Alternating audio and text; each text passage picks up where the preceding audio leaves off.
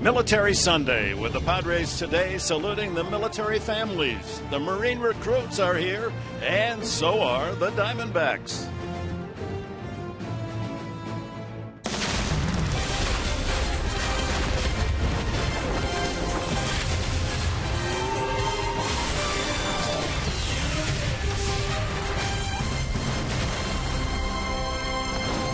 It's been a fantastic week for Padres catcher Derek Norris.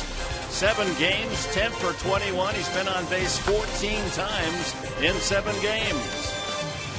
As we welcome you to Military Sunday, brought to you by USAA. Marine recruits are here to support the Padres. We're pleased that you've joined us on this Sunday. Final game of the 3-game series, the rubber match between the Arizona Diamondbacks and the San Diego Padres. And a happy Sunday to you all. Hopefully a fun day, run day for the Padres. Mark Sweeney sitting in for Mark Grant, who will return on Tuesday. Padres took 2 out of 3 from San Francisco, a chance for 2 out of 3 from Arizona. Yeah, it's going to be a good test for the Padres. They had a nice series against San Francisco. Now they're hoping for that good result against Arizona. Well, young Corey Spangenberg used those speedy legs and feet of his. He had his best day as a Padre last night. Very tough to work on speed, but Corey Spangenberg, a normal single for a lot of guys with 2 outs. He used that speed for a nice, energizing double. Then came to the plate, goes the other way, and the sacrifice fly, a short fly ball to right field, resulted in the first run for the Padres. The speed of Corey Spangenberg was the difference yesterday. 2 runs and a 3-0 win. James Shields needs 4 innings today to hit that 200-inning mark. Well, when the Padres signed James Shields, he made a promise that he was going to try to be the example on the pitching staff. He has been just that. He's eating up innings, and hopefully today will be the 9th season on the board for James Shields with 200 innings. That is unbelievable effort. And time now for our Military Take the Field, presented by USAA. Today we welcome 9 drill instructors from Marine Corps Recruit Depot here in San Diego. Oh, they really look the part, don't they? Those are tough mentors and leaders, and they are indeed the reason why America stands as tall as we all are proudly to salute. And each one at position with the Padre player getting an autograph, a handshake, a well wishes, a thank you. As James Shields gets ready to go, here's the Diamondbacks lineup that he'll be pitching against, brought to you by Hyundai. And Ciarte will lead it off, just a tick under 300. Then Aaron Hill, A.J. Pollock, among the leaders in the National League with a .318 batting average. David Peralta with Paul Goldschmidt getting the start off will be in the cleanup spot. Then Jared Saltalamacchia, the catcher, veteran. Yasmani Tomas will be at first base this afternoon. Then Jake Lamb, Chris Owings will bat 8th, and Zach Godley, a rookie, on the mound. Well, time now to look at the scouting board for James Shields. And today, go on the attack, and strike one in various ways will be very important for James Shields. And also, limit the long ball. Stay out of the middle of the zone. You saw Robbie Erlin do that last night to the same Diamondbacks lineup. Shields, that has been his Achilles. He's offered 30 home runs this year. Here's the Padres defense, brought to you by your San Diego County Ford dealers. Upton, Jankowski, and Kemp in the outfield. Check the double play combination up the middle. It'll be Amarista and Jerko at second base. Spangenberg and Brett Wallace at the corners, with Derek Norris behind the plate for James Shields. Shields shooting for his 14th win against only 6 losses. Beautiful Sunday afternoon here in San Diego. The recruits are up there in the right field corner, adding a special energy to the game. Pleased you have joined us. 79 degrees at game time. Prior to the game, the announcement of the Jerry Coleman Marine Award, and Jerry's wife Maggie, they're waving, and daughters Chelsea and Diane, along with military officials. And the award goes to Staff Sergeant Renee Segura. It honors a U.S. Marine NCO. And of course, the Colonel would be proud that his name lives on through baseball. That will be an annual award. Well, what a great award that is, and thank you for all our men and women that have served this great country, and what a special day, the last Military Sunday. So here we go. The Diamondbacks lead by 1 game over the Padres in the battle for 3rd place. The Padres have won the season series 10-8. This is their final meeting, and we're ready here at Petco. Shields delivers, and Inciarte doesn't waste any time punching a single back through the middle. One of 4 Diamondbacks with that base hit. He's at 300, so they have 4 300 hitters in their lineup on a regular basis. Brings up Aaron Hill, the second baseman. Well, last time out for James Shields against these Diamondbacks, he went 7 innings, only giving up 4 hits, 2 walks, and 6 strikeouts.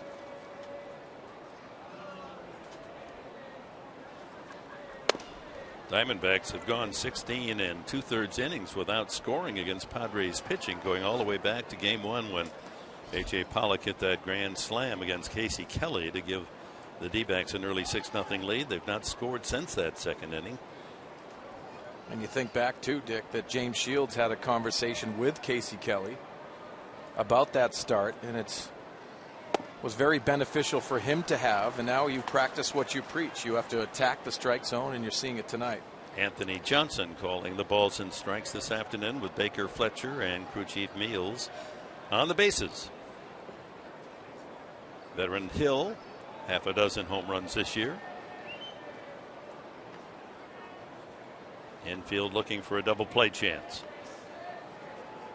Pretty cautious lead by Inciarte because of the good move by James Shields. Changeup down at the feet of Hill. And I like that changeup because it runs down and in to Hill.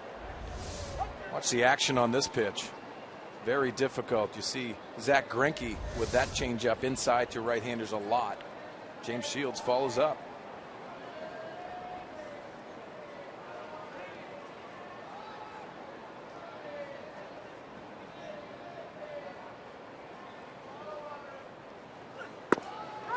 That is in there. Strike 3. A late call by Anthony Johnson, the umpire, but Hill is gone.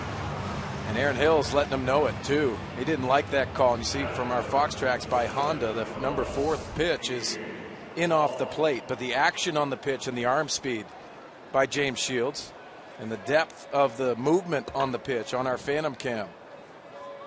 Nice framing job also by Derek Norris to pull that ball over the corner. So 1 out to A.J. Pollock, budding star with the D-backs, hitting .318, all-star this year. Last night a single in 4 trips.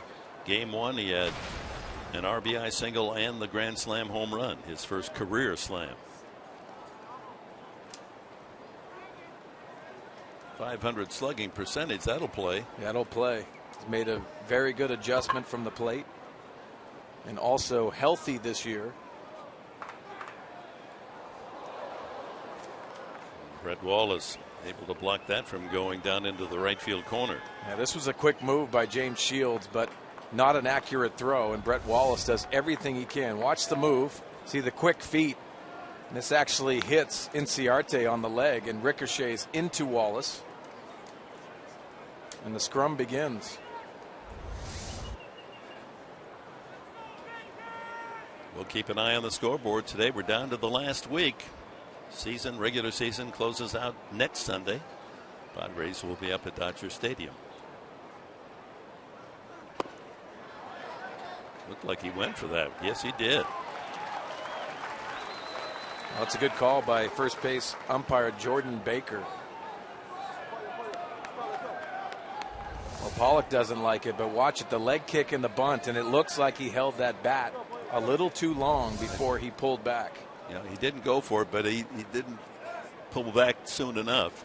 And the call is made by first base umpire Jordan Baker. First year skipper Chip Hale, age 50, former University of Arizona star, on the railing. 2-1. David Peralta hitting cleanup is on deck. Diamondbacks, this is their final road game. They'll go home to conclude the year. 3 against Colorado and 3 could be very important games against Houston. Yes. They could decide the playoff fate of the Astros.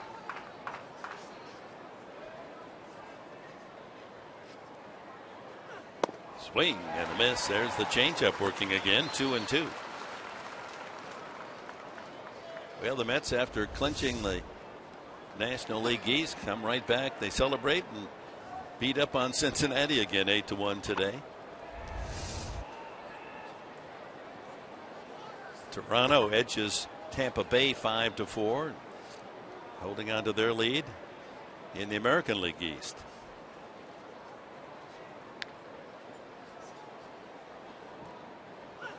Swing and a miss. Strike three. Another changeup. Shields using that off speed to strike out Hill and Pollock. Now you heard the grunt from James Shields, and that's trying to really accentuate this changeup. Good arm speed. Again, not the location that he wanted. He wanted to throw this in, and our Phantom Cam shows swinging on top of this baseball. Again, using that success of the changeup early in this game. Good job by Norris to backhand the ball out of the dirt and keep Inciarte at first base. Shift is on for David Peralta, hitting .308. Only Amarista on the left side. Fastball at 92. For whatever reason, the Padres have had trouble getting their share of wins in day games. There are 11 games under 500 under Old Saul. Yeah, a different atmosphere. Sometimes you'll play a few more bench players on day games, especially in late September. They're 16-27, Mark Sweeney, and they're only 5-14 here at Petco. Yeah, I think there's going to be a lot of adjustments that have to be made, and that's a mentality more than anything else. Day game after a night game, you have to really grit it out at times. No batting practice, or you have to go in the cages underneath. Well, that's actually motivation in itself. If you're not taking batting practice, you've got to win on those days. Inciarte goes. The throw by Norris is in time. Inciarte doesn't agree. We'll see if they challenge. If it holds, it'll be the 39th runner thrown out stealing by Norris. Spangenberg applying the tag. And it does look like that's a late tag. That Inciarte will be ruled safe. So the challenge has been made, and New York now will review the play. And from that last shot, it does appear that Inciarte is safe with his 21st steal.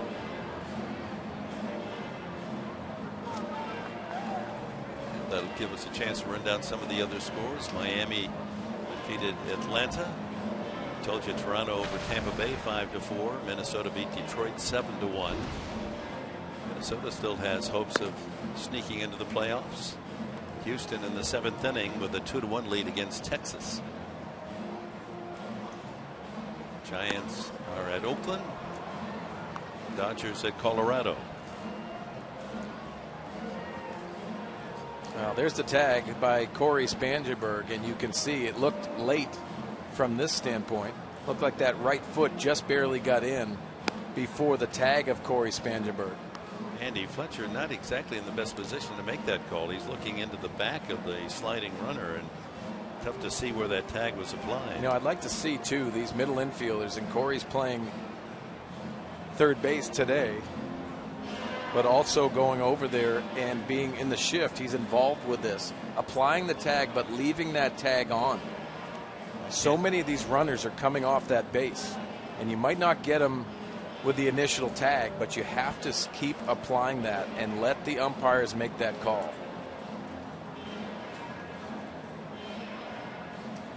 It's tough to see that front leg again, as so often happens, comes off the bag, and so it's the trail leg that hits the base, and that's why it's taking more time than one would figure for the decision to be made in New York. You know, Dick, when you look at this and we see the tag before, if the ball beats you, you were pretty much out. Right.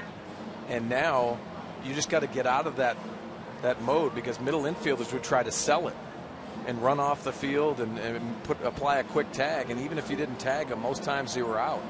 Now with replay, you have to keep applying that tag. Watch Corey Spangenberg. That right foot is in. And then most runners, their momentum will take them off the bag. So you have to do it, not in that scenario, but you have to keep applying the tag. Clearly, from our review, he is safe, and there is the call, safe. So about 3 minutes of time for James Shields to just relax out there on the mound before the decision is made. This is the latest information out of the Major League Baseball office. There have been nearly half the challenges have been overturned.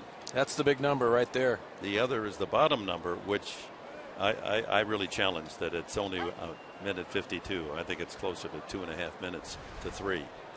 That last one was 2:44. And finally, Shields walks Peralta. So first and second for Jared Saltalamacchia.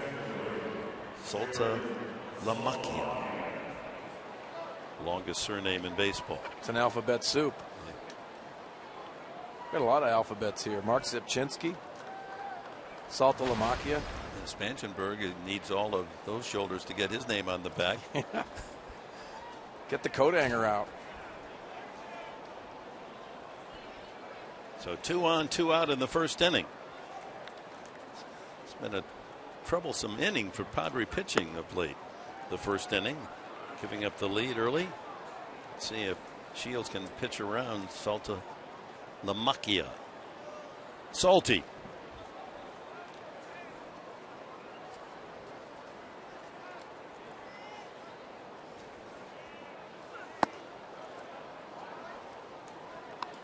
Two balls, no strikes. That's 6 in a row out of the strike zone from Shields. Well, Saltalamacchia has got 4 home runs in his last 7 starts, but you see the career numbers against James Shields, not very good.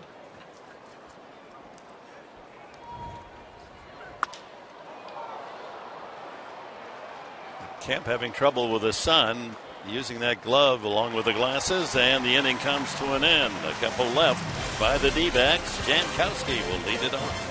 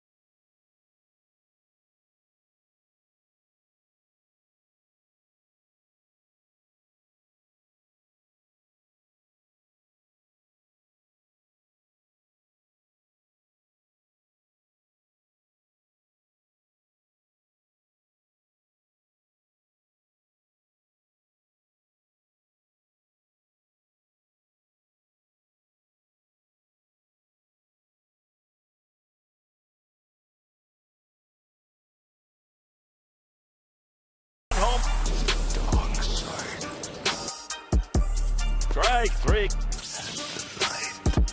Takes a big turn, going to try for 2. Chewie, we're home.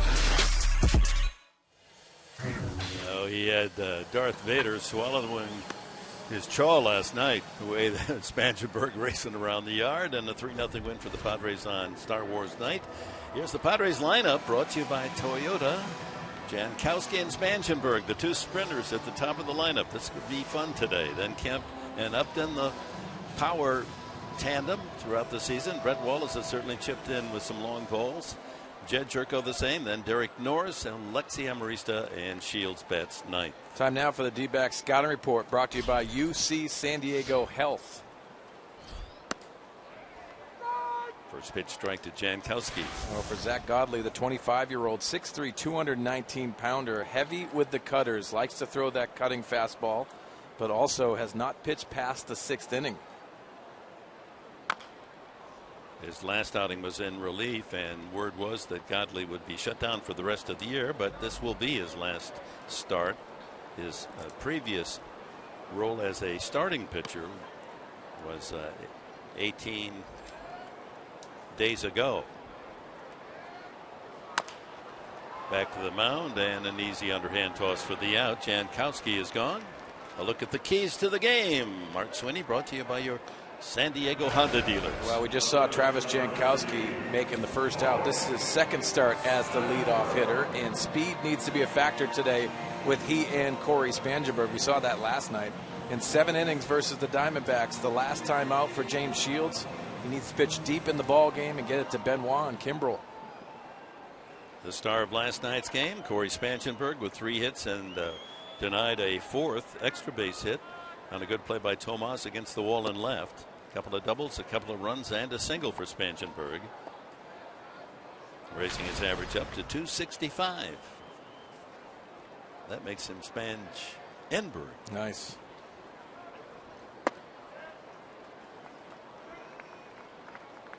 Two balls, no strikes. Godley, 25 years of age, pitched for the Volunteers of the University of Tennessee before drafted by the Cubs. Selected in the 10th round just 2 years ago, so he's jumped quickly from the collegiate ranks to the big leagues.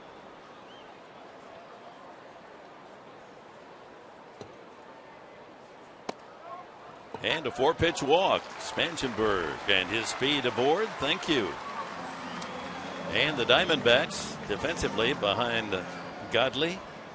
Brought to you by Renovation Realty. Peralta, Pollock, and Enciarte. 300 hitting outfield. On the infield, Lamb and Owings on the left side. Aaron Hill at second base. Tomas moves from the outfield to first base this afternoon. Saltalamacchia behind the plate for Godley. Well, watching Godley today, as you see Matt Kemp enter the batter's box, watch that secondary stuff. Very inconsistent with that. 93 in that fastball. His command really comes with that fastball that's a 2-seamer and also a cutting action away from the righties into lefties. Still in quest of that 100th RBI. Matt Kemp had a couple of chances last night.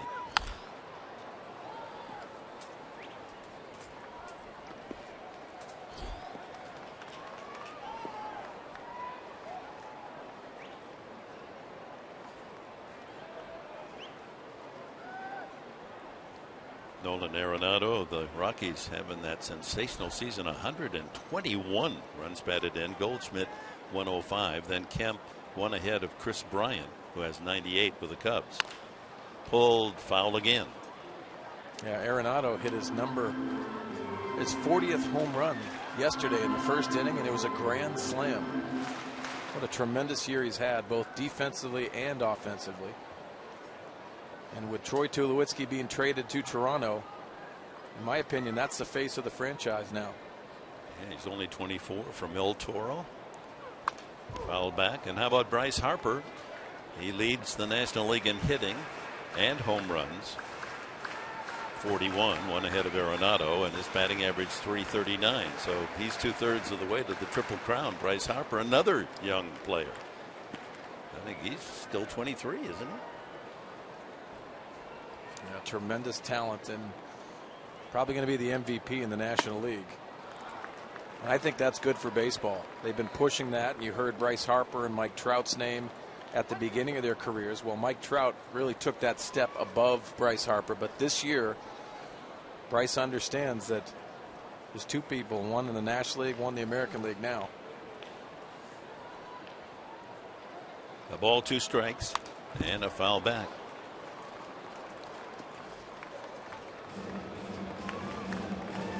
Check on the American League leaders as we come into the game today. Miguel Cabrera, surprise, surprise, of the Tigers, says if he's going to win another batting title, 336, well ahead of Bogarts of Boston.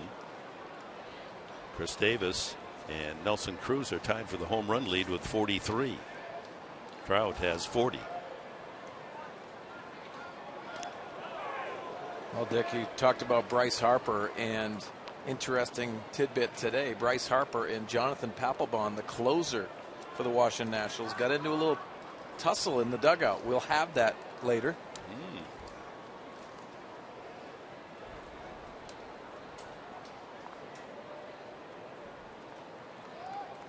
Well, it's a long season.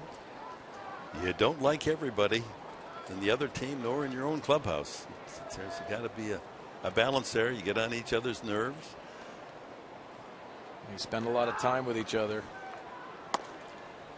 And at times, especially like you said, Dick, the long season will get to you. The frustration in Washington, expectations. A lot of people pick them to not only win the division but go to the World Series as the National League representative. Mathematically eliminated yesterday. That is one of the shocking developments of this year. Most all the pundits had them getting to the World Series. Ground ball to third, could be two. Long throw to second, now back to first, around the horn. Double play, and that'll do it for the Padres in the opening inning. No score after one at Petco.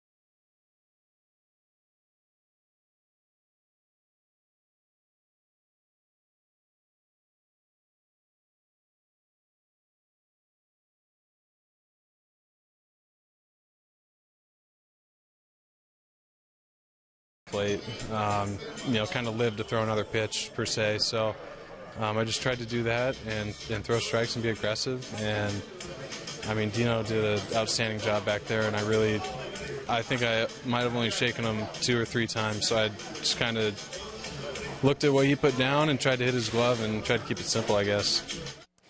Welcome back to Petco Park on this beautiful Military Sunday, our last Military Sunday of this season. It's top of the second, still no score, and that was Robbie Erlin on last night's impressive outing. 7 innings pitched and just 2 hits. I spoke with him earlier this morning, and he said the other thing he's been working on with Darren Balsley is staying on top of that baseball through his rotation, getting a more fluent and deliberate approach. Guys? All right, thank you, Ellie, for that report. Robbie Erlin with his best ever performance as a Padre, major leaguer, not allowing a hit until 2 outs in the 6th inning when Enciarte tripled into the left field corner and left the game 7 shutout innings, only 2 hits and 4 strikeouts. Hey, you look at Robbie Erlin's body of work last night, and his misses were good misses off the plate. Tomas leading off, and Jankowski steals a base hit from Tomas. Skidding on his belly and getting that glove under the ball before it hit the grass. Well done. Well, we've seen this from Travis Jankowski, and what a great finish to this play, but it really comes to play on the first step. You take a look at the reaction off the bat, and Travis Jankowski immediately takes a Great route to that baseball and diving straight forward. James Shields loves that effort. And why not salute on this Military Sunday?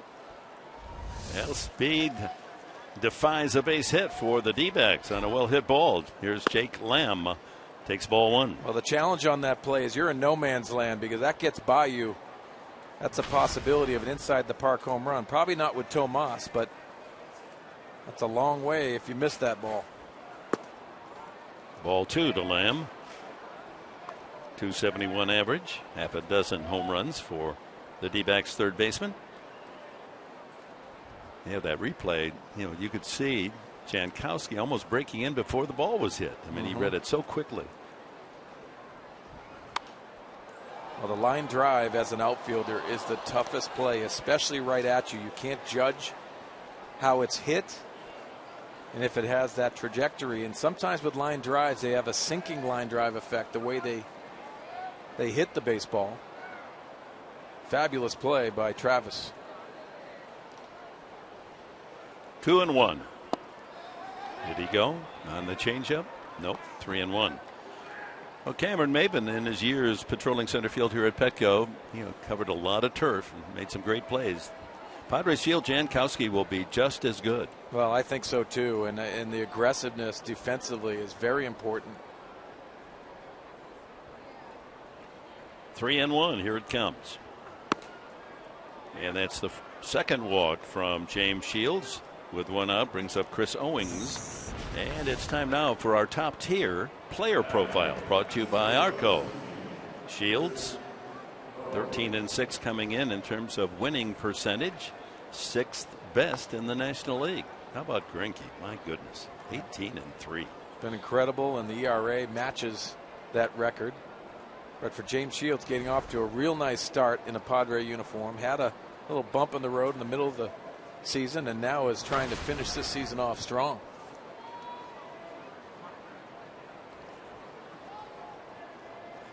His best season was with Tampa Bay 4 years ago. He won 16.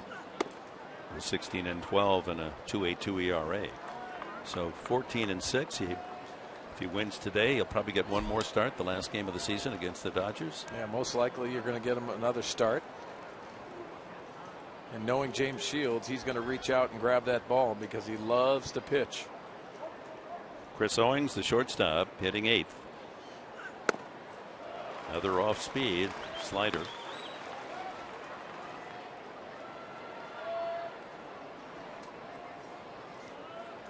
The surprising Diamondbacks with the best road record of any team in the National League West. 39 wins, 39-41 on the season. And they've improved their record already, 10 wins over last year. You see Glenn Sherlock there, the longtime Diamondbacks. He's the bench coach for Chip Hale. Swing and a foul tip, 1-2. Shields is in the number 5 spot in strikeouts in the National League. He starts tonight with 200, or today with 280. He already has 2.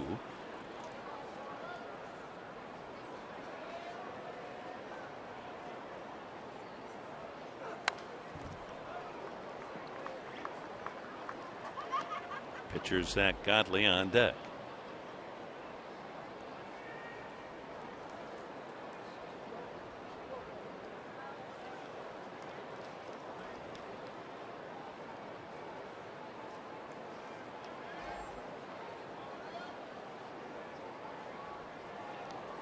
Lamb with a 1-out walk.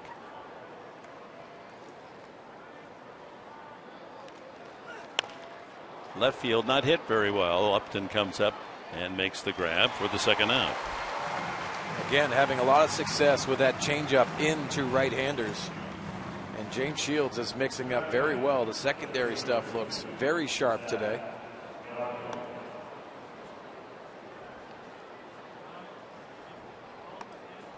Take a look at this, and arm speed really keeps it off the barrel of the bat. And you can see Owings getting out of the strike zone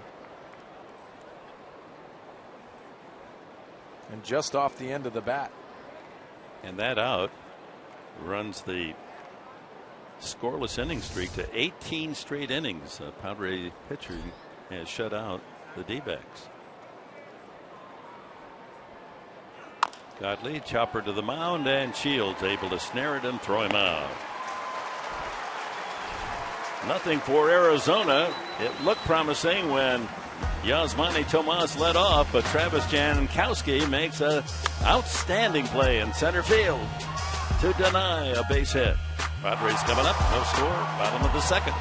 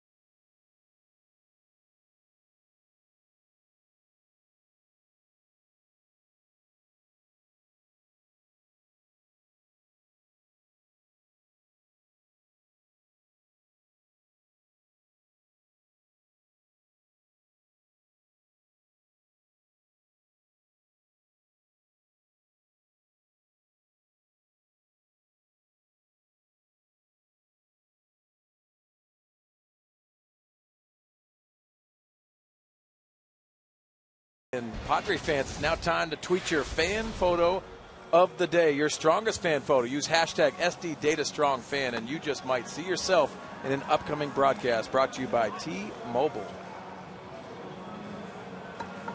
Good to have the Marine recruits with us. They're having a good time. And a little better than the food in the mess hall, I would guess. At least they don't get that good old hot dog, peanuts, popcorn, maybe a beer if they're old enough. Hey, if you wear that uniform, you're old enough. Yes. So bottom of the second inning, middle three for the Padres. Upton, Wallace, and Jerko against Godley. Came over, did Godley from the Cubs in the offseason in the trade that sent Miguel Montero to the Cubs. Upton at 253, 26 home runs.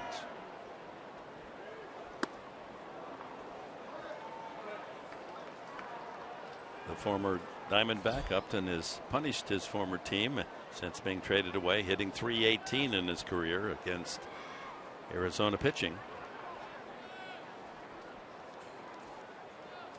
RBI double last night.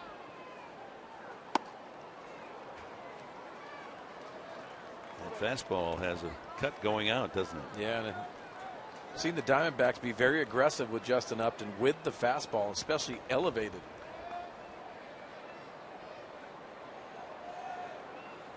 Looks like he's going back to that cutter again. And he gets Upton to chase. First strikeout for Godley. Let's watch how Godley takes care of Justin Upton on the first pitch. You can see that little cutting action that's for strike one. And then on the top of the strike zone with the fastball, 3 straight fastballs and that cutting action a little bit more on that last pitch. Brings up Brett Wallace, getting a rare start today. He certainly earned it.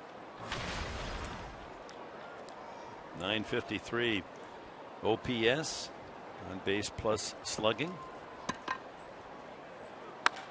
And he rips that one into the right field corner. Inciarte digging it out. He's got a good arm, and so Wallace, respecting that, pulls up at first base. Well, how about that throw into second base? That was a wise choice. by Jose Valentin, the first base coach. Well, again, the nice swing and the approach from Brett Wallace. Been so impressed with him, not only coming off the bench, but today getting the spot start. An elevated pitch and going to whacking. Beating that shift into right field. A nice play by Inciarte, hustling over to that right field line and throwing a strike into second base. Brings up Jed Jerko. A looper over the head of Hill into right field. Wallace will advance to second. And Jerko aboard. So back-to-back singles from Wallace and Jerko here in the second with one out. Yeah, and aggressive approaches by both hitters, Wallace and Jed Jerko. See our phantom cam, and this seemed like it was off the end of the bat, and yes, it was. The vibration on the bat and dumping that into right field for a nice single for Jed Jerko. Hey, that's why the bat is that length. Use it all. Use that wood. It's paid for. Yeah. Just don't try to knock it out of the park using the other end. I used everything but the barrel. Yeah, we've seen some players protect themselves inside pitch and get that butt into the bat in there to deflect it away. Derek Norris, last week he's been the Padres' hottest hitter. Chance to give San Diego the early lead.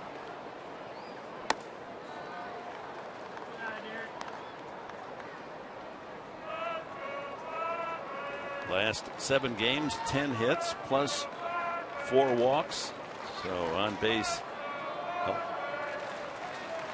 14 times in 7 games. With a modest hitting streak going for Norris. Had that big 3-run home run against the Madison Bumgarner in that 7-game stretch. Well, Dick, you see the alignment. If you draw that straight line from second base, Pollock is shaded to the right field side, and you think that's a little strange, but they're going to pitch to that. Derek Norris, the pull hitter, and you see defensively in the outfield going the other way. A ball and a strike. Big curveball that time. And some of the things that you think about too, and if you're going up to the plate and standing in the batter's box, surveying the land, seeing the defense really will indicate what they're trying to do against you. Not just where you want to hit it, but that's a tip on how they're going to pitch it. Yeah, and most times you're looking at the infielders, but a broader spectrum, you look in the outfield and see where they're playing. In the dirt, 2-2. With one out, Wallace and Jerko with singles. Norris to be followed by Amarista.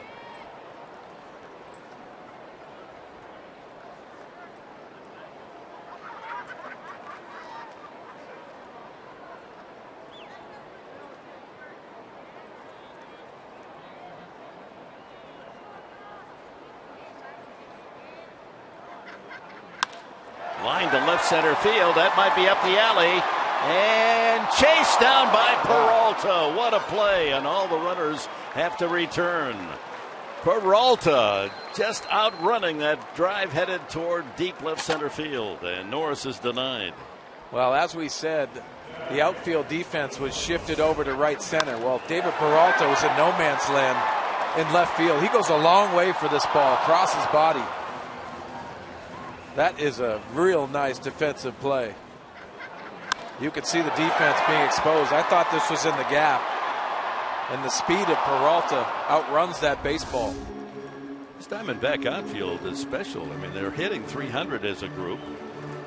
And they all play defensive. Pollock is an excellent center fielder, covers a lot of ground. Peralta the same way. Inciarte has as strong an arm as any right fielder in the National League. That's the strength of the team. Well, that get by him, and Jed Jerko, who is on first base now, scores easily. Yeah, he was right at second base when Peralta dragged it down. So Amarista 2 on 2 out. And all the way to the screen.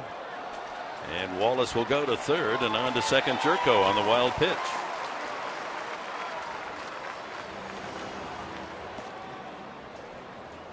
Amarista went around on his swing for a strike.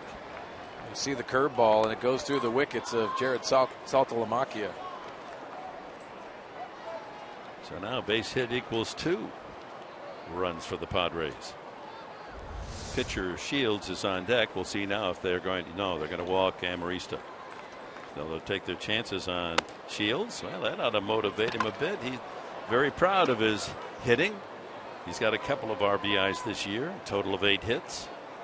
Going to rule out a pass ball, not a wild pitch.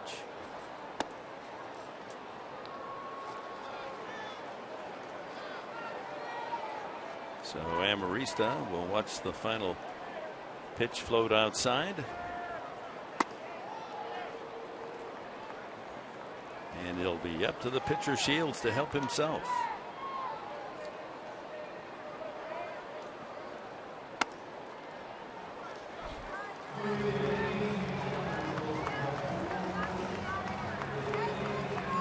Bases loaded.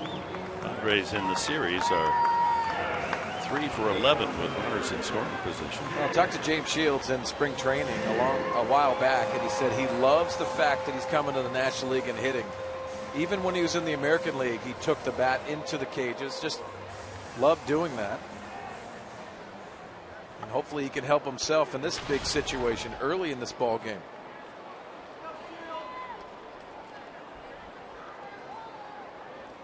Wallace at third, Jerko at second, Amarista at first. Good hack.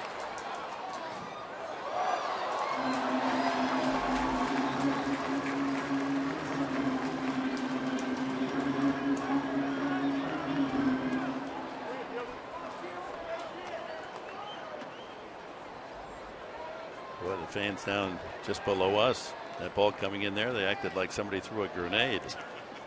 You're supposed to catch it. Low 1-1.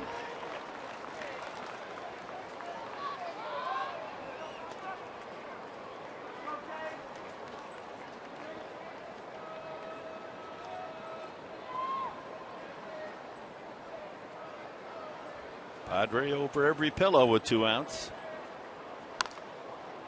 1-2. And our closed captioning for today's game brought to you by Wiener Schnitzel. Nice. I think at the end of the season, the 2 of us ought to go over and attack one of those Wiener Schnitzel. I'm all in. Good eating. Yeah, a little chili on the dog. I like that. Hot sauce. How about some nice onions, ground onions, fresh onions? You like to load it up, don't you? I do. I like the onions on the hot dog. Inside, 2-2. Now this is a big pitch with the bases loaded. You figure Godley is going to throw a strike.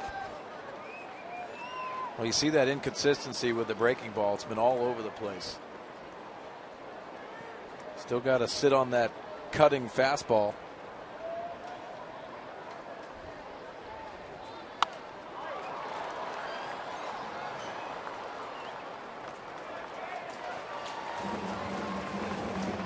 Fouling it off, that's serving as a shield against the strikeout for James. Hoping he can make this day ungodly for the pitcher. Well played. Sorry.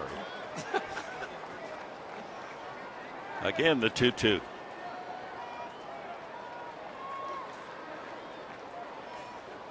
And he struck him out. Got him with a cutter. Couple of strikeouts for Godley. Padres leave him loaded.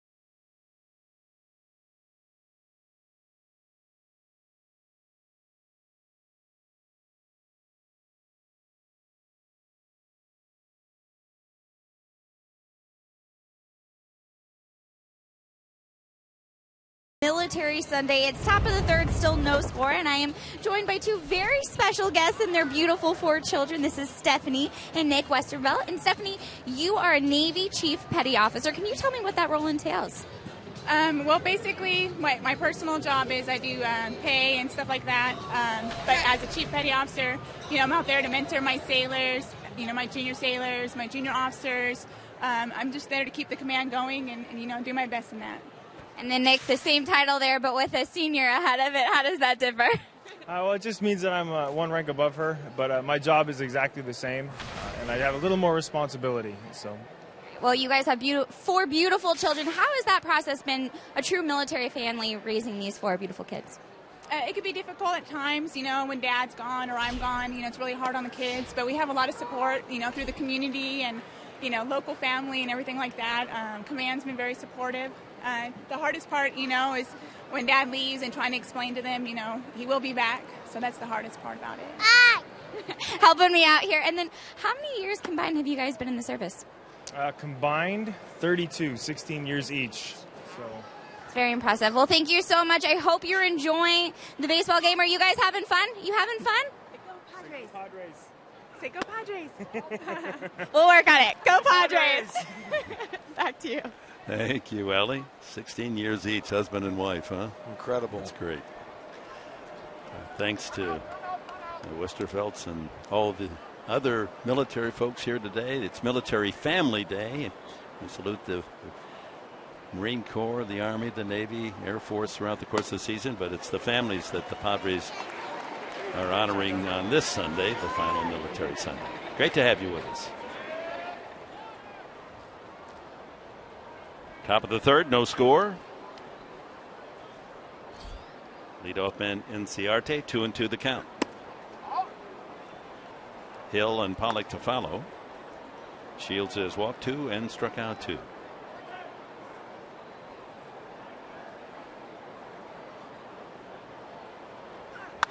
And Inciarte is 2 for 2. Changeup, and he rifles that one through the right side. He has both Arizona hits off Shields. Now lead off man on for Aaron Hill, who took a 3rd strike his first time. Well, location of the changeup, when it's elevated, so much easier for the hitter to make those adjustments. Inciarte continues his hot streak today, delivering that into right field. That safely puts him over the 300 mark on the season, joining Pollock and Goldschmidt. Peralta. 4 men in the top 11 batting averages in the entire National League. 4 are D-backs. So you look at their record, 74 and 81, just a game better than the Padres in the offseason. You got to figure that Tony La Russa, now in command somewhat of some of the player transactions, looking for pitching. Go with this hitting. Well, I think that's the difference maker for the Diamondbacks organization moving forward, and how you lure some free agents or use the surplus of talent in the position players to go out and get pitching. And they're going to need a frontline guy. Who doesn't? A ball, a strike to Hill.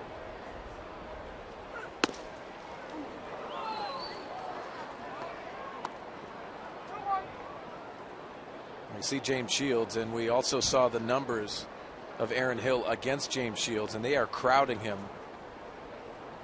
Got him to punch out on the changeup, the first at bat.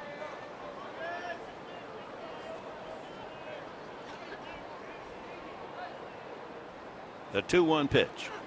That's in there. Fastball.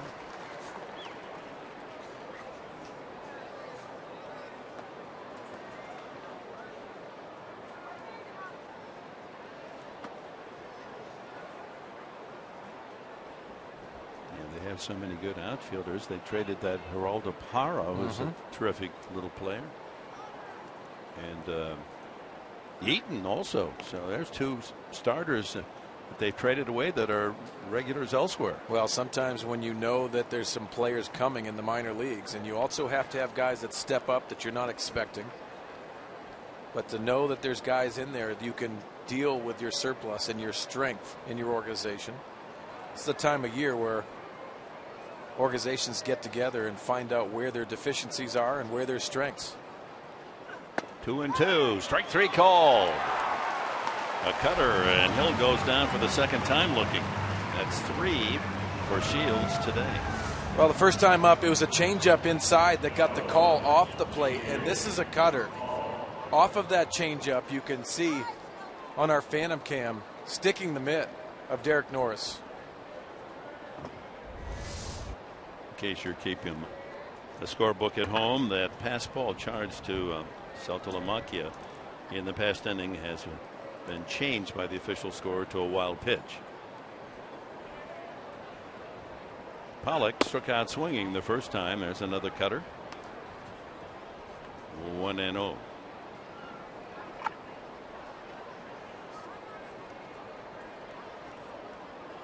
So in the American League, the Yankees won, Toronto won, Minnesota with the win, Boston won, Houston leading Texas 3-2 in the 8th.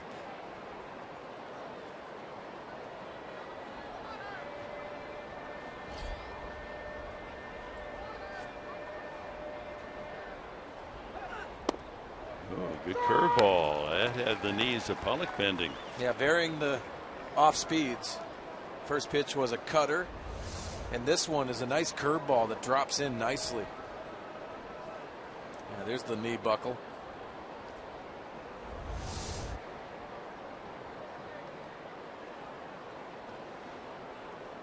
Just enough to take a bite out of that inside corner.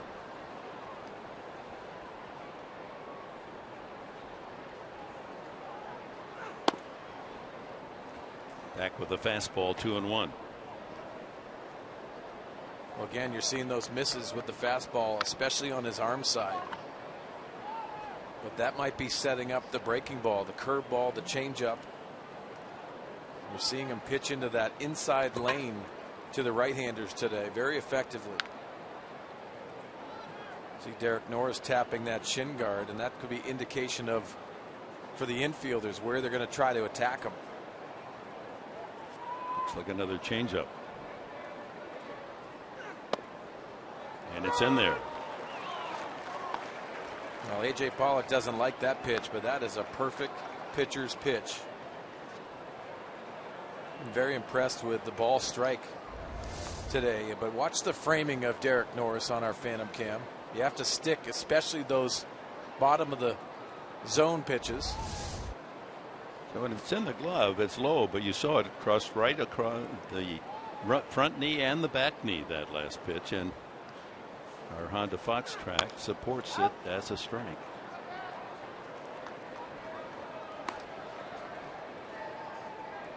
Remains 2-2. Both pitchers, Shields and Godley, on this Sunday, just very deliberate in their rhythm.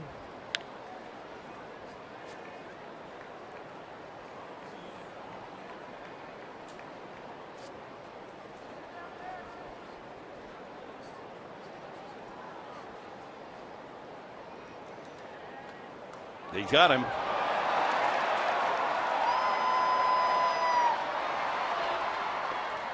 And the rundown ends there with a tag by Shields himself. Inciarte a little too itchy to steal. He got himself dancing off the bag, and Shields holds the ball a little longer and takes care of business. 1-3-4-1. Mixing your times and holding, and that makes runners very anxious.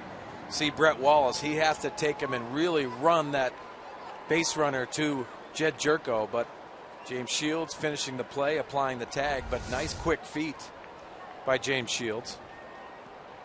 That's a big out with Pollock and Peralta waiting their turns. Back to Pollock with the count 2-2. Well, that's a big mistake with Pollock up at the plate.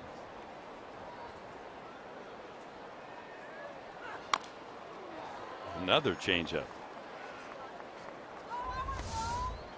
Well, James Shields with the quick feet again, and then return to where you threw it. Get involved with the play.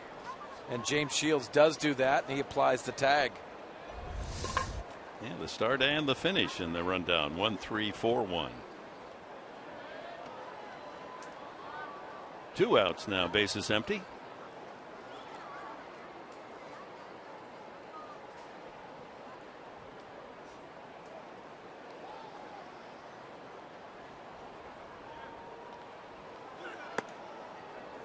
Change up again. Seems that half of his pitches are change ups today. So a full count to Pollock.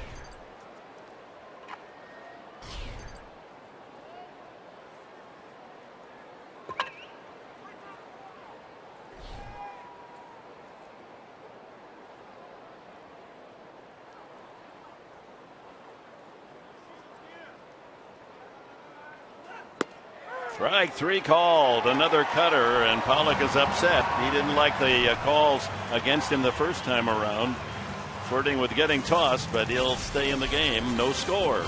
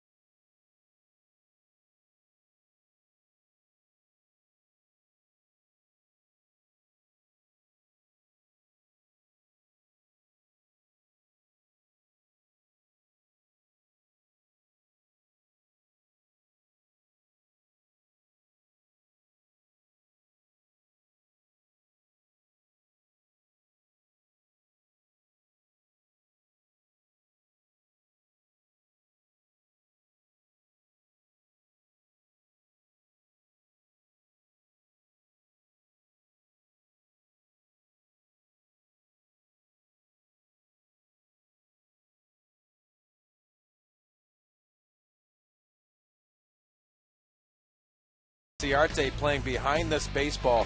The key is the on-deck man. Watch Derek Norris way down here making the indication of where Corey Spangenberg has to make that slide and straight into the bag. That was the first run of the game and the difference maker moving forward. The Padres added on 2 runs and a big win for the Pods. 1 of 2 runs for Spangenberg and a 3-for-4 night, a couple of doubles. Jankowski and Spangenberg will start, then Matt Kemp here in the 3rd. Bounce back to the mound his first time. 2-0.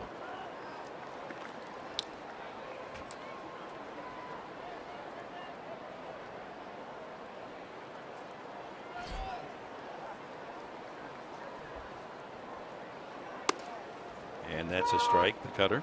Jankowski, after the season ends next Sunday, will go on to winter ball. He and Austin Hedges.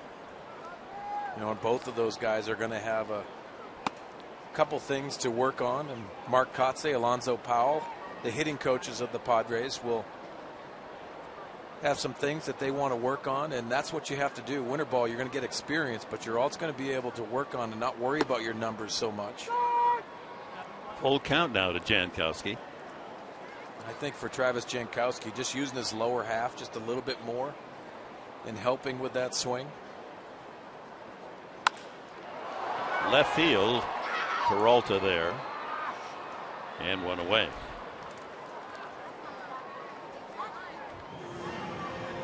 Corey Spangenberg, the batter.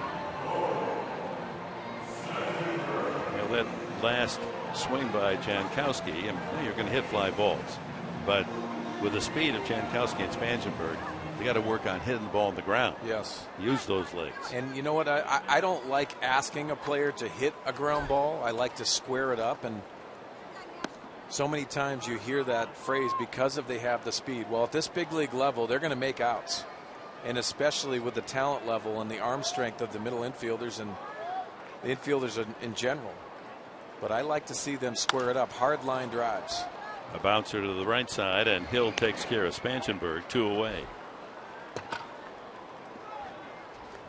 Well, let's check our National University Fan Express. We welcome members from USCG, Cutter, Boutwell, who were brought to the game today on the Fan Express, courtesy of National University. To date, National University has given more than $1 million in scholarships to current and former military. National University, United States Coast Guard here today.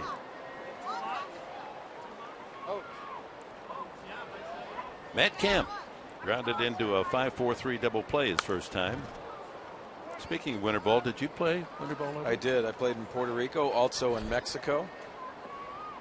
Tough times, enjoyable because of you maturing as not only a baseball player, but going into different countries. And you think about the Latin players that come here and also guys from overseas and the cultural differences. I thought it was really beneficial to understand not only the passion that other countries have for the game of baseball,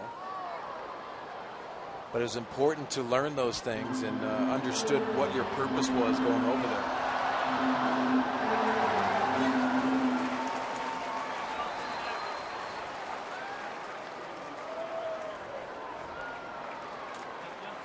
Two strikes on Kemp. 2 outs, no one aboard here for the Padres in the third. 3 innings for Arizona, 2 hits, both by Inciarte against James Shields. The Padres have 2 hits against rookie Zach Godley. Wallace and Jerko back-to-back in the second, but couldn't push a run across.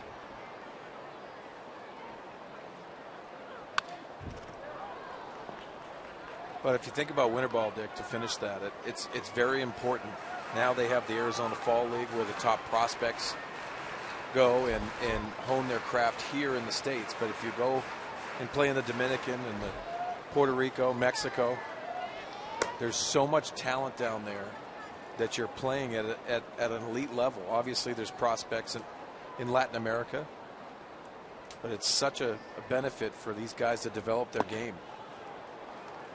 Taken low by Kemp, 1 and 2. You saw Jhoulys Chacín throwing in the bullpen. Godley was scheduled to pitch 3 innings. Chacín was the announced starter for this game back on Friday, but they had an adjustment in thinking, wanted to give this kid 3 innings, and then Chacín will come in. 2 and 2. Godley working on his 50th pitch coming up.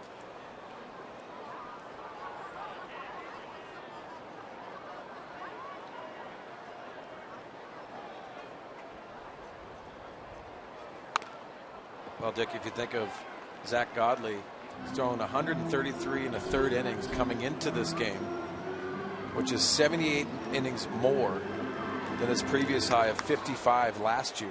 And it's a development phase. And Mike Harkey, the pitching coach of the Diamondbacks, understand that's what you do. They have certain innings limits that they're putting on these pitchers to try to prevent injury.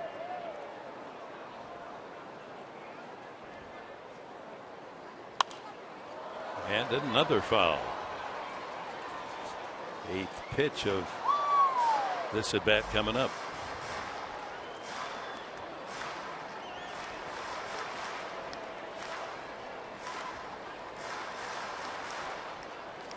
I know some of you have switched over from watching the Chargers game today. A tough one for our locals.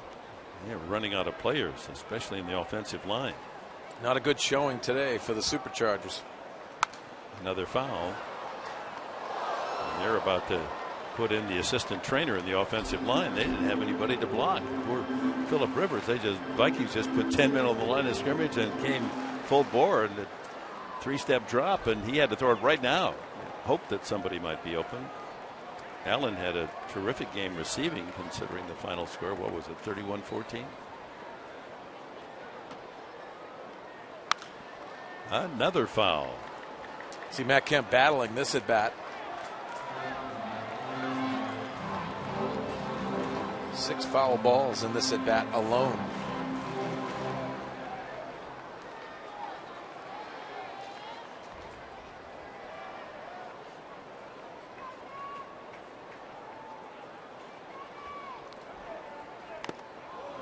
Another foul. That one just nicking the catcher, Saltalamacchia.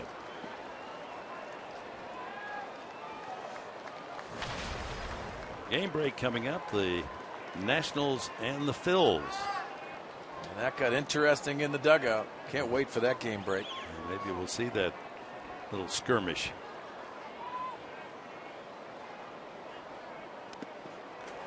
A change up, full count.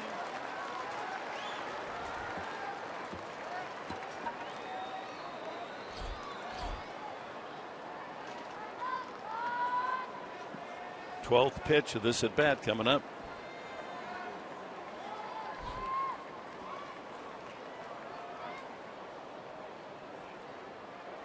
And Godley wins the battle, striking out Kemp for his 3rd punch out in the game. 3 complete, no score in San Diego.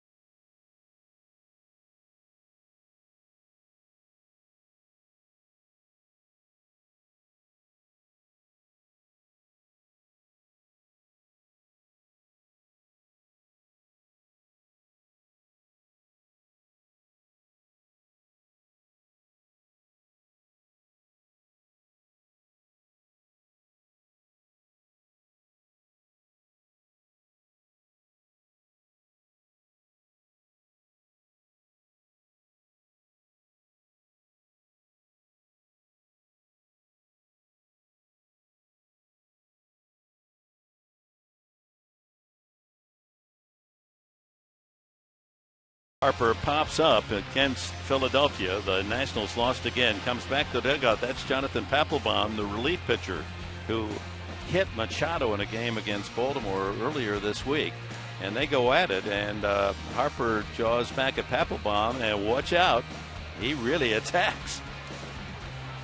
Yeah, those are 2 big boys going at it, and the frustration, as you said earlier, late September, a frustrating season for the Washington Nationals. High fly ball to deep center field. Jankowski back, and he won't get there. A home run for Peralta, and that's the first run of the game. Peralta's 17th of the season. Shields has given up his 31st home run.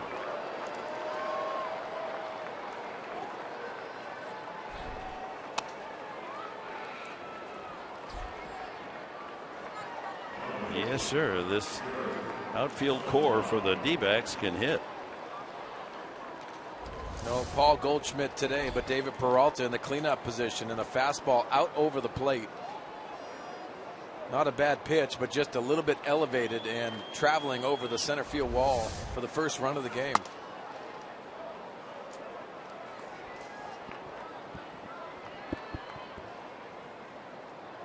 '31st home run.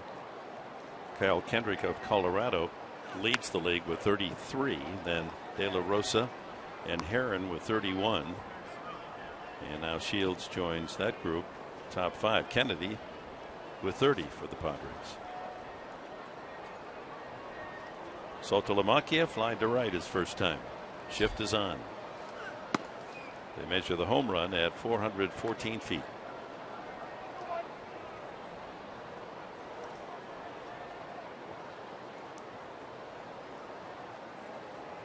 Well, the sound of the ball against the bat of Peralta sent Clay Hensley down to the dugout, and now Saltalamacchia will take Jankowski shy of the center field warning track for the first down. How you doing, Clay? Doing good, guys. How you guys doing up there? Doing all right. Nice and sunny and nice day. Kind of a lazy rhythm to the game today. Yeah, just a little bit, but you know what? It's Military Sunday, and the sun is shining, so we got a little ball game here, and hopefully Shields can continue to go out there and pitch and throw up some zeros. Get through this fourth inning, and that will equal 20 or 200 innings on the season. Certainly one of his goals, and it would be the 9th time in a row that he's pitched 200 innings. Needs a couple of more outs here in the fourth as Tomas lined to center. That was that fine catch made by Jankowski in the second. Clay, I wanted to ask you too, with James Shields giving up a lot of those home runs and solo shots really don't beat you. What's the mentality if you're giving up a lot of home runs? Well, you obviously want to work on keeping the pitches down, but like you said, Mark, I mean, solo shots are not really going to kill you. It's just whenever the guys are on bases and they get multiple runs that score on these home runs. But, I think one of the main focuses he's going to try to continue to do is just continue to work the ball down. 1-1 to Tomas. Jake Lamb to follow. Well, that ends a long drought for the Diamondbacks, not scoring a run. They went 19 2/3 consecutive innings against Padres pitching without scoring. Pulled to the shortstop Amarista. 2 away.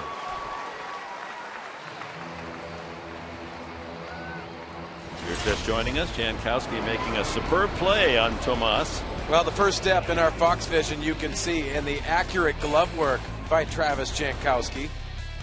A beautiful play and an aggressive play by the rookie center fielder. Very much liked by James Shields, the starting pitcher.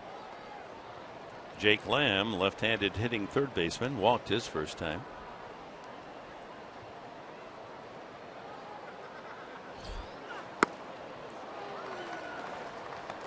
Change up for a strike.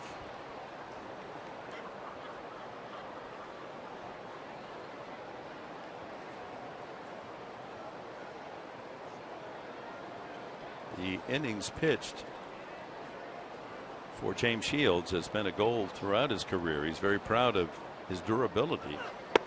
And prior to this year, he'd gone 225 innings pitched in 4 straight seasons, most in the major leagues.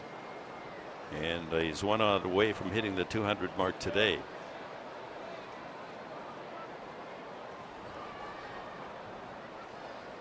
Lamb pulls that foul.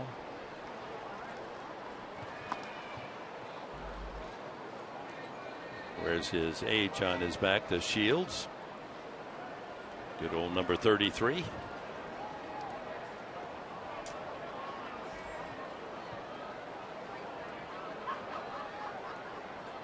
First of a 4-year contract. Padres signing him as a key free agent. That's in there. A cutter for strike 3. His 5th strikeout today. And he does indeed log his 200th inning. A bit bittersweet because David Peralta homers to give Arizona a 1-0 lead.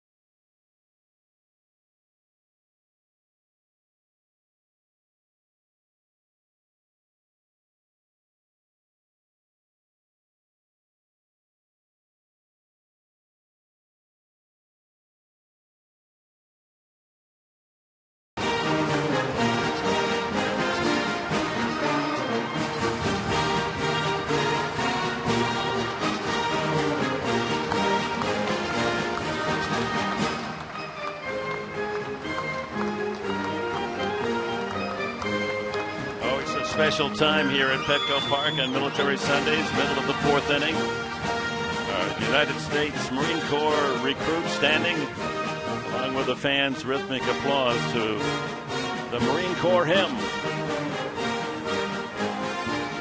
512 U.S. Marines, Charlie Company, 1st Battalion, here with us today.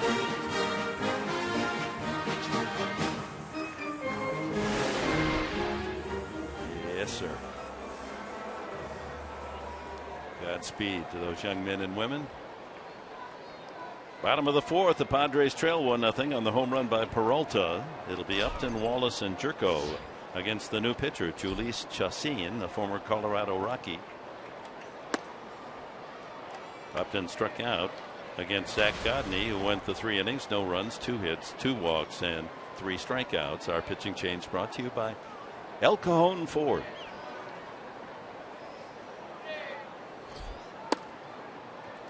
Well, Chacín, the former Rocky, knows all too well the NL West.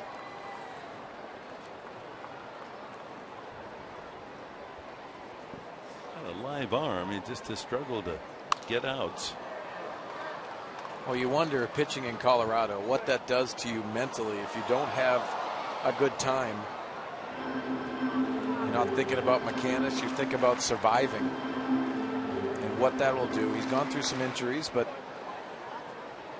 back in the big leagues after spending a majority of the time in the minor leagues for the Arizona Diamondbacks this year.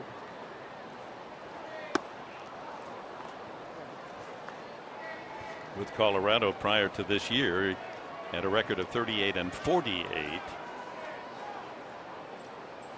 514 strikeouts in 672 innings.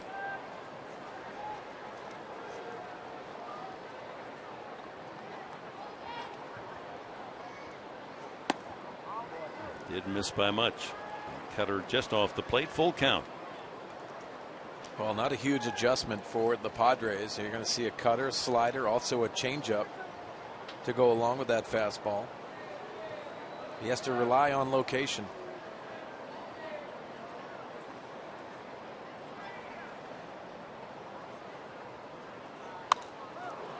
Just seen 2 years ago, had a terrific year for the Rockies. He was 14 and 10, and then shoulder problems last year limited him to only 2 games pitching in Colorado Springs, and then he came up for 11 starts with Colorado, was 1 and 7.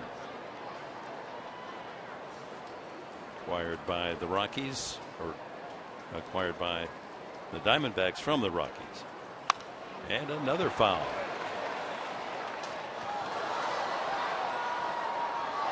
That went in and out of the TV booth for the Diamondbacks. Well, game analyst Bob Brenly, former catcher, he's got to have that. Yeah.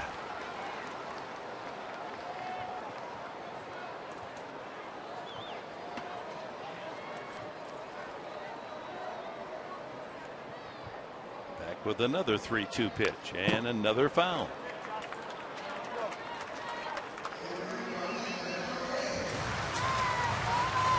Keep up with the pennant races in true HD quality on MLB.TV Premium, the #1 live streaming sports service. College students enjoy a back-to-school offer with 35% off discount. Authentication, can't say that one. Required blackouts and other restrictions apply. Visit MLB.TV today. Wow, that was a good one. Pulled foul by Upton. 10th pitch of this at bat coming up as he welcomes Chacín, making him throw a lot of pitches. I want to go back just for a moment because we did give you the information about the Jerry Coleman Marina Reward. That was announced at Cooperstown during the induction ceremonies in July, and there are several awards that are being initiated by Major League Baseball with the military services.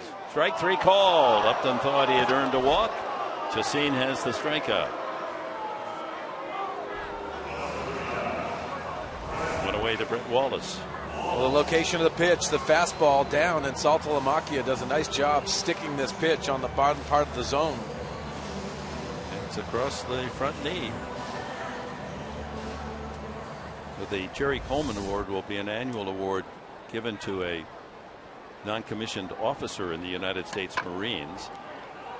And there's also a Bob Feller Act of Valor Award. Feller serving in the World War II, one of the many baseball players who served our country in the Second World War.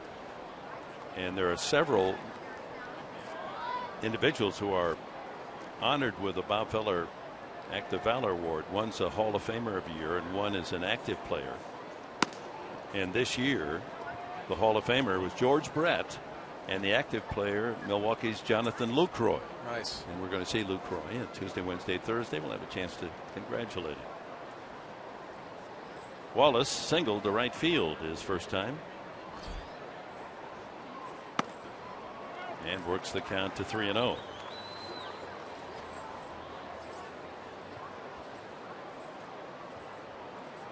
What Aaron Hill out here.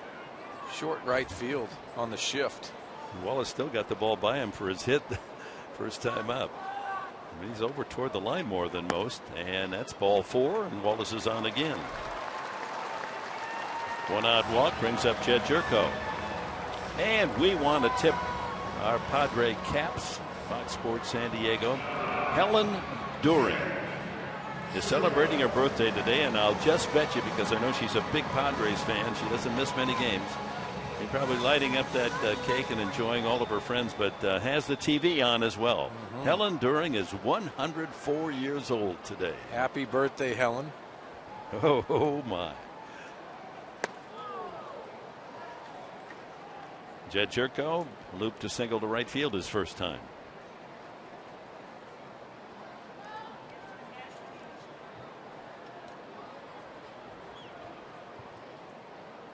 Man, I've got a quarter of a century to go. Thank you, Helen. Plenty of time. Inspiration.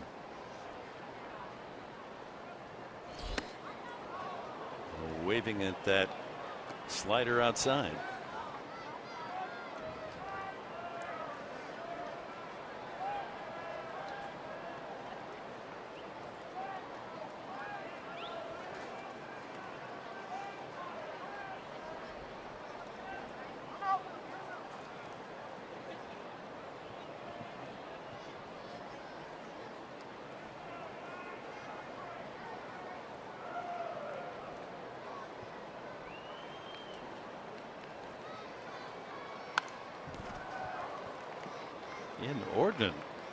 Inordinate number of foul balls today. Yeah, and you've seen a lot of the pitches from the Diamondbacks, both Godley and Chacin, on that glove side, away to the right-handers.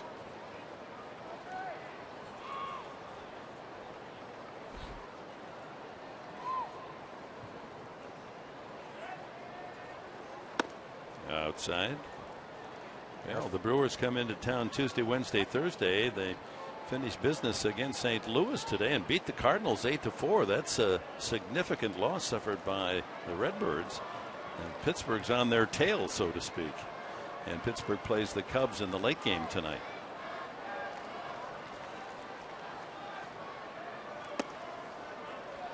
And 2-2 now to Jerko. Well, you look at the Pittsburgh Pirates, and they're a dangerous club.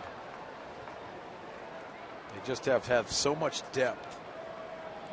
You know, if they beat the Cubs tonight, they're only 2 back of St. Louis for first place in the Central. 3 tough teams in that Central Division: the Cubs, Pittsburgh, St. Louis. Well, the Cardinals just were dealt a big blow with Carlos Martinez going down for the year. Second strikeout in the inning for Chacin. Oh, let's take a look at the pitch by pitch to Jed Jerko. The first pitch is a slider down and away. A lot of pitches away. The traditional slider, then the cutter. A good curveball to off the plate.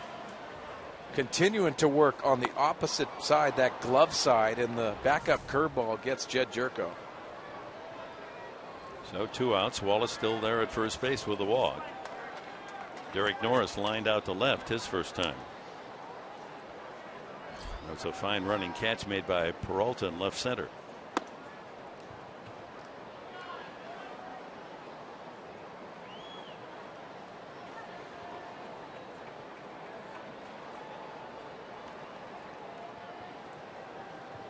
Three for 6 in the series, but the homestand, he's been outstanding, Norris. And And Peralta took an extra base hit away from him. Look at the distance he had to go. Well, 102 feet on our Fox vision. He went a long way. A.J. Pollock was shifted over to that right center gap. And Peralta was in no man's land for a great defensive play for the Diamondbacks. And that's like a 34-yard run to catch a pass.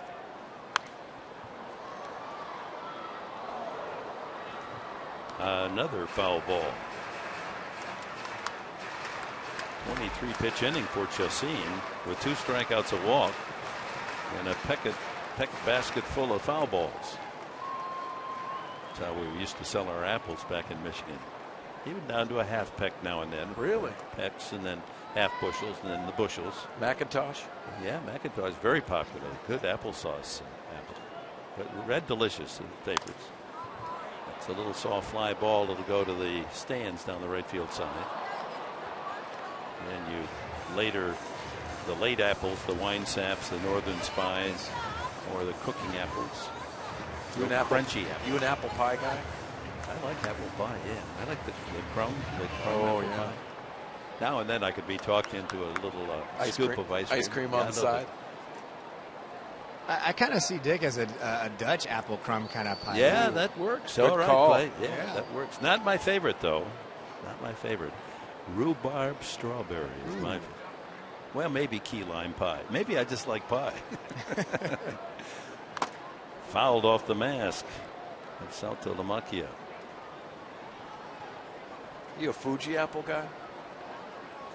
We do have Fuji's at our place. We didn't have any on our farm. It's kind of a new apple. But my wife, that's her favorite. Is it a hybrid? I don't know.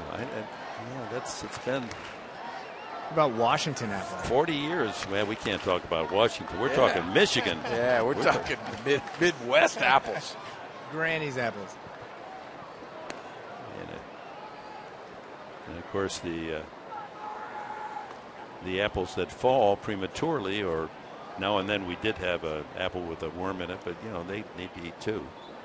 But you don't waste those now. That's your cider apples. I'm an apple fan, honestly, but I love pineapple. Oh, the pineapple. Yeah, we didn't grow many. They were tough to grow in Michigan.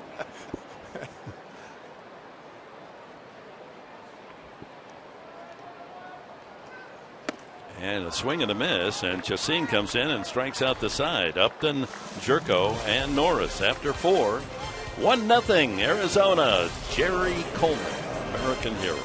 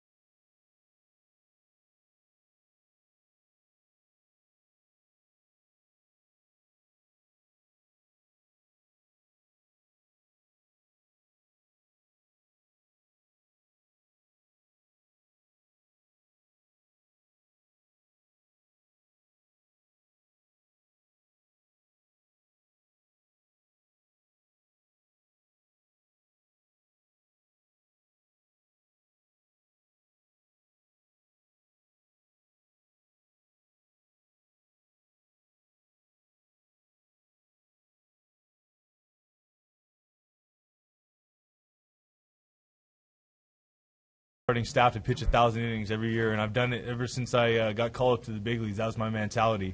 And the reason why I say 1,000 innings is because it takes 5 guys to win championship. It takes 5 starters to win every single night. And that's a pretty ambitious goal for a pitching staff to have 5 starters go a total of 1,000 innings, 200 innings each, but that's how Shields looks at this game. He shoots high. Yeah, it's a mindset for James Shields, and I loved it. When I heard that press conference, you just fell in love with James Shields and backing it up with his 9th straight season with 200-plus innings. That is impressive, and that is very consistent, which everyone strives for in this game. We go to the 5th inning. Owings, then the pitcher's spot, and Inciarte for Arizona, 1-0.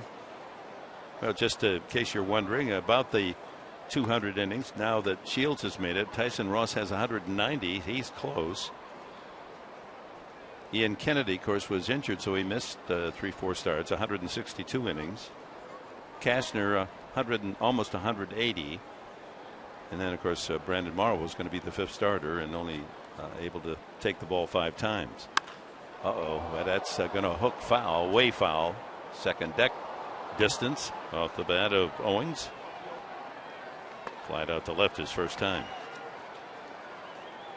And in today's world, it's a 6-7 inning starting rotation world now. You're not expected to complete games. Well, it's going to be harder because of exactly to your point that the way they comprised their pitching staffs is they're trying to add depth in those power arms in the bullpen and try to shorten the game for the starters. But if you have a James Shields and that mentality of taking the ball and trying to go as deep as possible, and you have to have a tone setter in your rotation. An example, and Tyson Ross is trying to become that ace.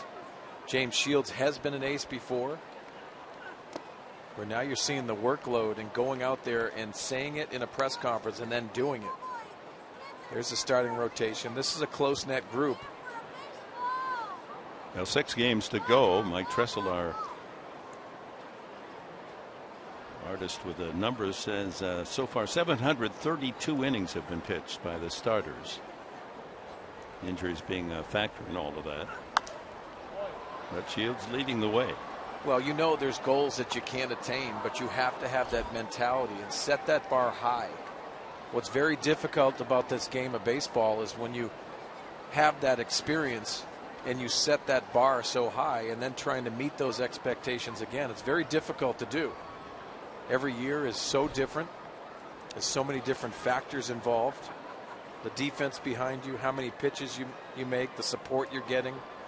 But James Shields knows how important it is to eat up innings. He gets Owings, and that's his 6th strikeout tonight. 6 for Shields gives him 214 for the year, 5th most in the National League. Well, great changeup again, and the changeups have been into the right-handers. Gotta love this action on his pitch, and in the hitting zone you can see just dipping all the way down low into the strike zone. Chacin, the pitcher. Limited opportunities to swing the bat. Chacin 1 for 7.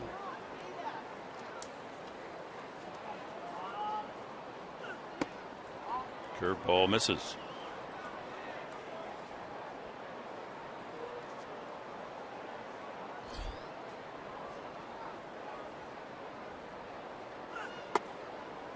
Another breaking ball.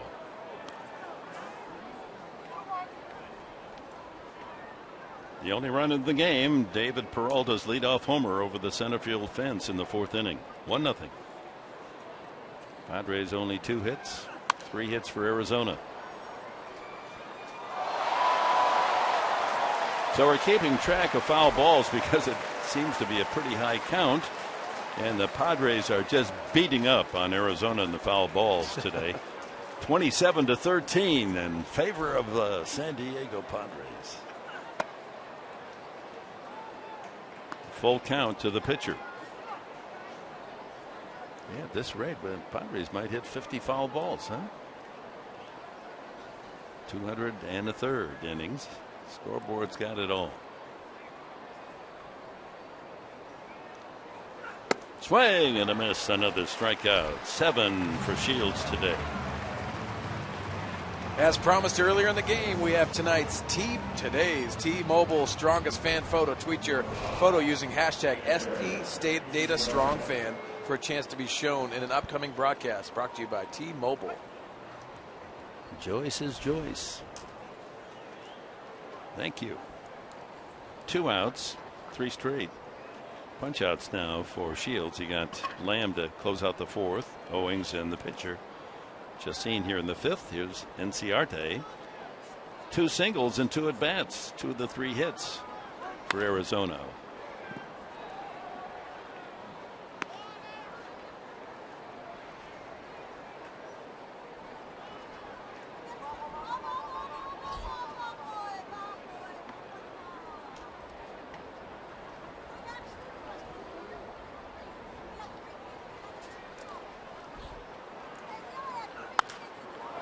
High drive, right field. That's hit too well for Shields. That's a home run. Enciarte 3 for 3, 2 singles, and that's his 5th home run of the year. And the 24-year-old Venezuela circles the bases, and when he hits home plate, it's 2-0 D-backs. Well, confidence comes into play in this game of baseball, and an elevated pitch. It looked like a fastball, and James Shields knew it. The location and the frustration after seeing that go over the right field wall. Another solo home run. They all count, and the D-backs now lead 2-0. 32 home runs given up by Shields now on the season. Well, again, the elevated pitch. You can see where Derek Norris's glove ends up. And credit Enciarte for barreling this ball up. Still have to square it up, and he's a confident young man and a very talented young man as well. And you can emphasize the word young in all of that. He's only 24. It's a young team. As mentioned the other night, the entire pitching rotation all in the 20s. One of only 2 teams in the majors that does not have a starter that's 30 or more. Line drive, that's going to be fair into the corner. Aaron Hill on his way for 2. Upton finally corrals it down in that tricky left field corner. And with 2 outs, Hill stands at second for A.J. Pollock.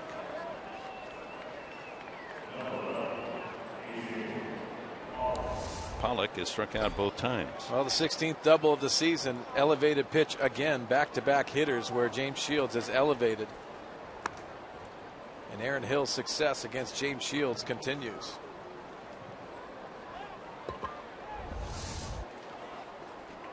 He had struck out the first 2 times, but now the double. Pollock was fuming the last at bat when he was called out on strikes by plate umpire Anthony Johnson. Tossed his bat. Came close to being tossed himself. Let's see how plate umpire Anthony Johnson works this particular sequence.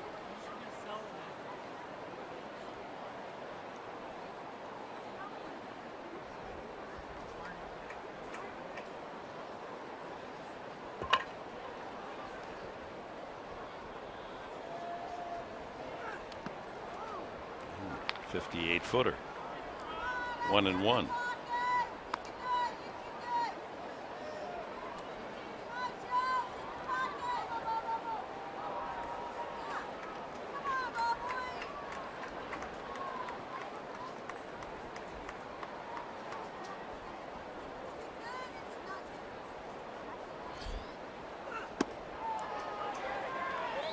Yep, he went around.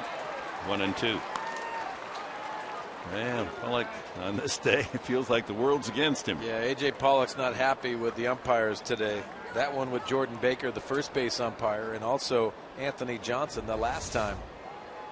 Let's take a look at it. Oh, and yes, he did. Yeah, he's definitely won. So 1-2. Inside, and Shields trying to influence plate umpire Johnson, taking a false step toward the first base dugout.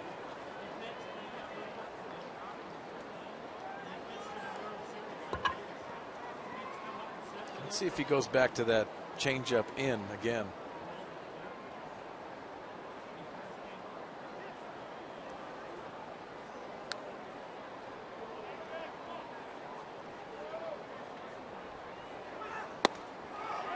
That's it, but it was too far inside. Full count. Well, the last time up, he followed those changeups up with a cutter in, a front door cutter.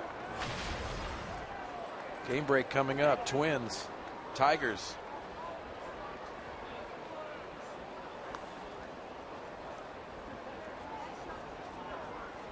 What a surprising stat. The Tigers have a worse record than the Padres. Wow. And ball 4.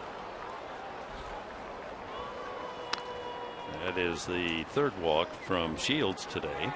2 on, 2 out to Peralta, who homered his last time. Well, good news for former Padre, and before that, Peralta going deep on a fastball. 414 feet later, a home run.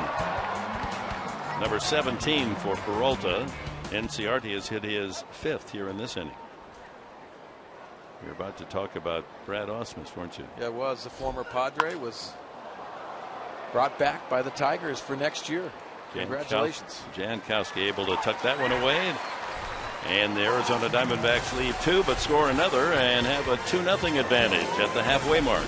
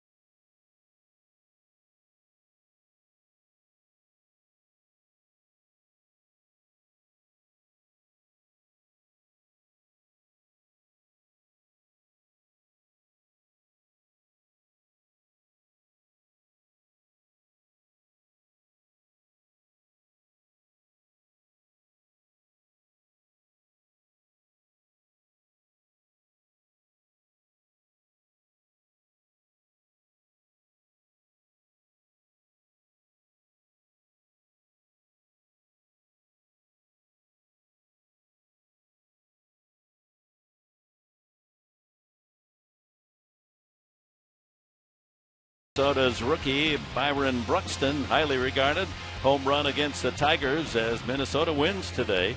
The Twins, you can't count them out yet. They're just a game and a half out of the wild card spot. So if the season were to end right at this moment, on the left side you see the Yankees would play Houston for the wild card, and the winner goes to Toronto with Texas and Kansas City on the other side.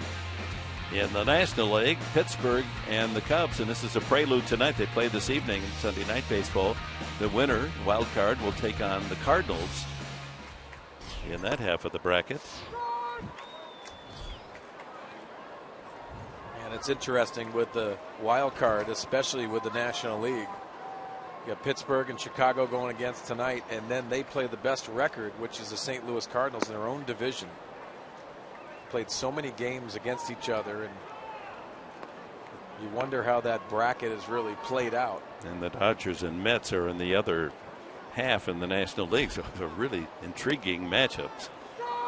Well, the American League is pretty interesting too. The Houston Astros beat the Texas Rangers today 4-2, which was a huge win for them. And the Angels got a bit of bad news last night. Former closer Houston Street hurt his groin. Oh dear. Nice play there made by first baseman Tomas, not his normal position, able to take care of Amarista's ground ball. 3-1 on the putout, and that'll bring up James Shields. And it's time to take a look at the National University standings in the wild card race in the American League. It is a wild card race. The Yankees in position with a week to go. Houston fading so rapidly, you wonder if they can hold on. The Angels only one back, Minnesota 1.5. Cleveland and Baltimore probably their days are not only numbered but through in terms of any hopes of making the playoffs. Well, the Angels with that Houston Street injury, Joe Smith, their 8th inning guy, got hurt as well a week ago.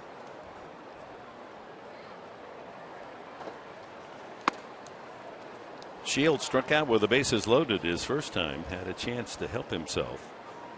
That was facing starter Zach Godney. Now it's Chacin who struck out the side in the 4th. That ball, that's the one he should have hit the last time. It's up the gap in left center field all the way to the wall. And Shields can jog into second base with a double. Wouldn't that have been sweet the last time? Only the 3rd Padre hit today.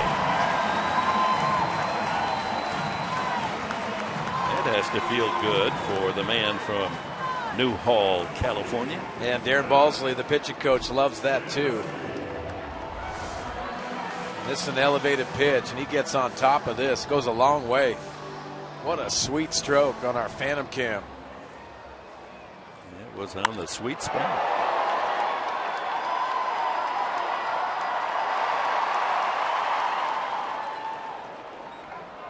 So, top of the order, Travis Jankowski. See if the Padres can't chip away at that 2-0 Arizona advantage. Jankowski is tapped to the mound and flied to left. Spangenberg to follow.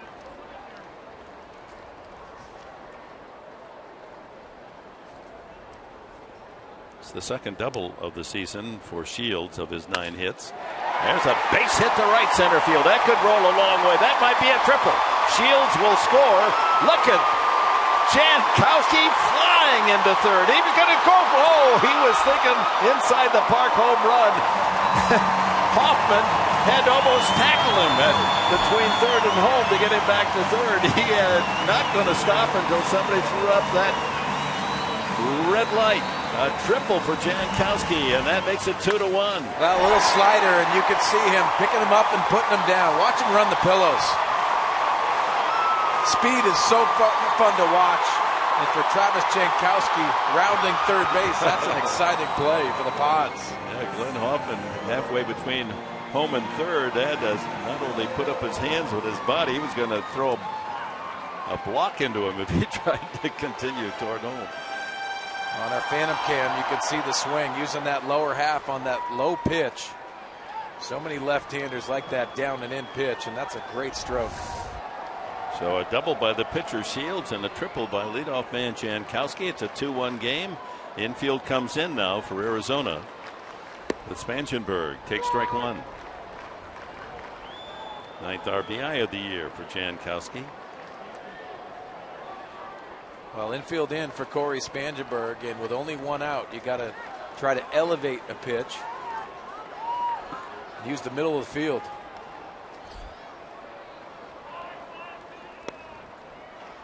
One and one. Most likely with Jankowski at third base, he's going on contact, so he has to read the swing of Corey Spangenberg. Of course, last night, reflecting on that first run scored by Spangenberg with the same kind of electric speed as Jankowski, able to beat a shallow fly ball sacrifice fly. And that will be fine right there. A solid single, and the game is tied as the youngsters at the top of the order, Jankowski and Spangenberg, collaborate and tie the game at 2. Well, Dick, when you saw the lineup today and you saw the speed at the top of Pat Murphy's lineup, you knew it was going to come to play. And with Jankowski on third base, Corey gets that nice, easy slider at the top of the strike zone and rips it into right field. Spangenberg hits the 20 mark in RBIs on the season. And with his speed, threat to possibly try to pilfer second. He's got 9 steals. Now that brought this Petco Park crowd alive. Double Shields, triple Jankowski, Spangenberg single. What's missing here in this order? Well, Kemp has 23 of them.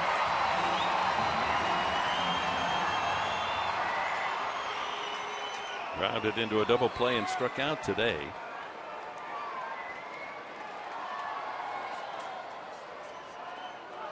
Ball gets away, but not far enough for Spangenberg to advance.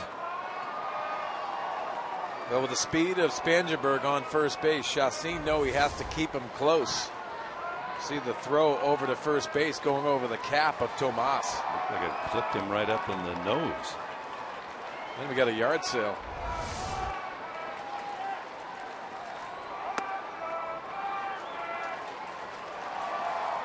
Kemp just one RBI shy of that century mark.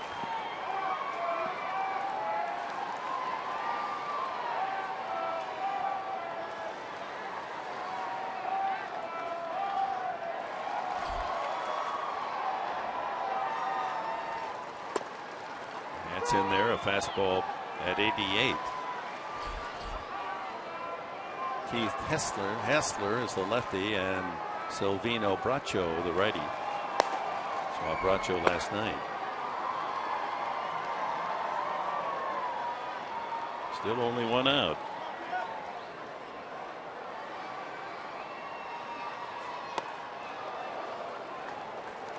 Actually, not a bad pitch. Chacin doesn't get the call, so Shields helping himself. He turned the on switch, and Jankowski and Spangenberg enjoyed the light. Triple RBI single.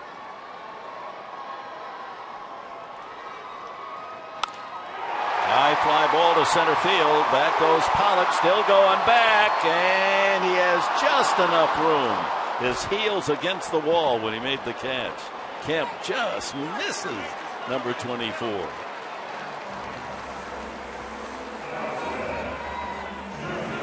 So it's up to Justin Upton. He struck out both times. Well, you thought in the day game it had an opportunity. And all the way to the wall, and you see Pollock squaring it up right before the wall. Spangenberg holds at second base. We'll see now with 2 outs if he'll try to steal second, get himself in position for Upton to break the tie.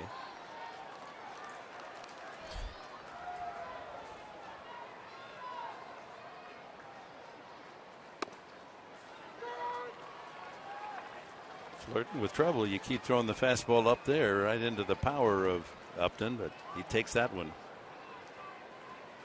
You see the series 1 for 9, and they've been very aggressive attacking Justin Upton.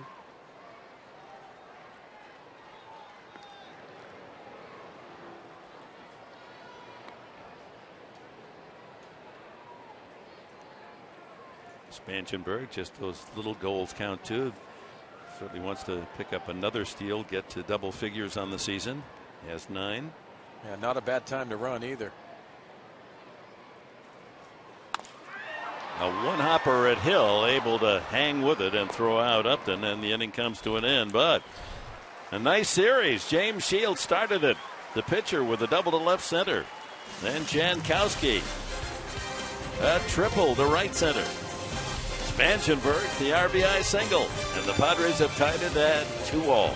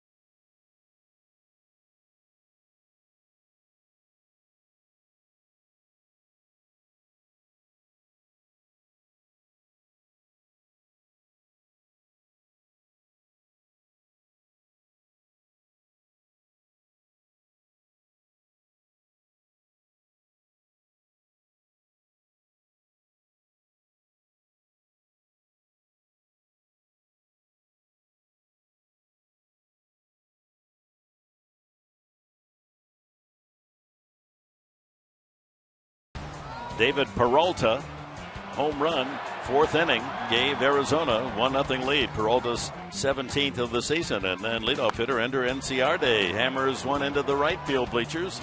Number 5 on the year, 2-0 for the D-backs. But the Padres came back bottom of the 5th. Jankowski with Shields at second base grounds that triple into right center field to make it 2-1. And then Spanshenberg follows with a shot to right to knock in his 20th and to tie it at 2-all. And no sooner do we come back to live action than Saltalamacchia grounds a single to center field, leading off the 6th inning. Well, until that single, each team 2 runs, 5 hits, no errors, 5 left. Shields 5 hits in 5 innings to the 5 home runs. Godley got through 3 without allowing a run. Inciarte having a terrific afternoon, 3 for 3 with a solo homer. Jankowski with a triple, knocking in 1, scoring 1. It's nicer at 2-5-0, but Saltalamacchia has no sense of art. So he messed up the perfect 2-5-0 sequence. Tomas has lined to center. Jankowski, a fine play, a diving catch, and a ground ball to short. Double play candidate.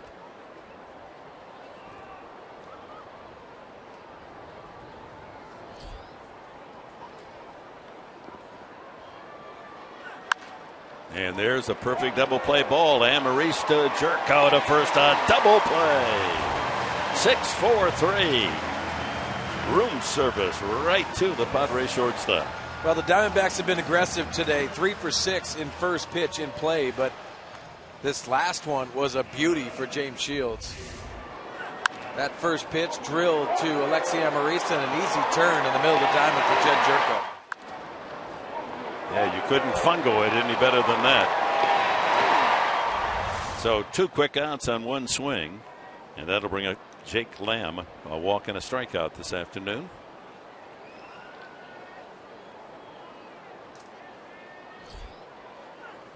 '87 pitches now for Shields, and he tosses that changeup again for a strike.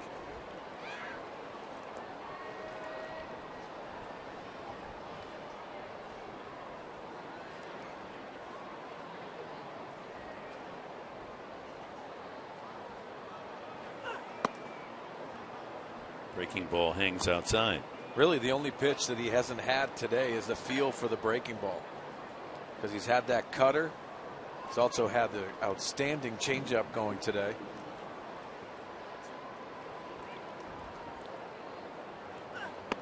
There it is again. And time now to check the Cholula flamethrower. Well, for James Shields, he's not a hard thrower for 92. That's just hot sauce. But if it's Cholula, it's not just hot sauce. No, it's a great hot sauce. There it is. There you go. Yeah. Chili garlic. That's the original right there. I like the chili lime. Shot to left field by Spanshenberg. And Lamb with a 2-out single. And all the more important, that double play turned on Thomas's ground ball. Brings up Owings, who has flied out and struck out.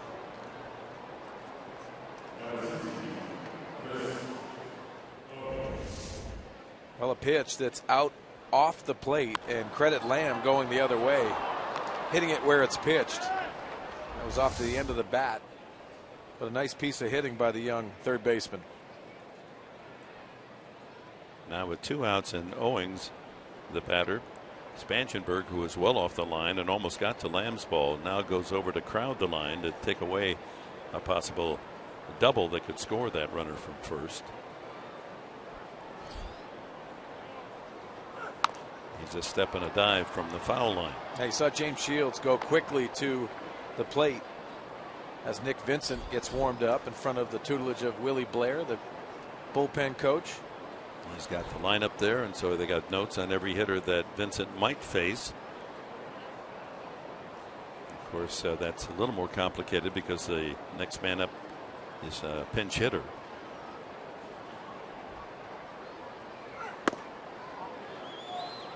One and one.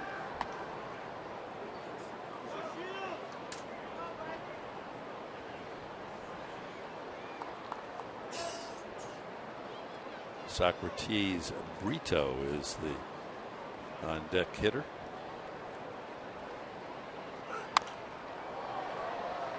1-2 to Owings. 93 pitches now for Shields.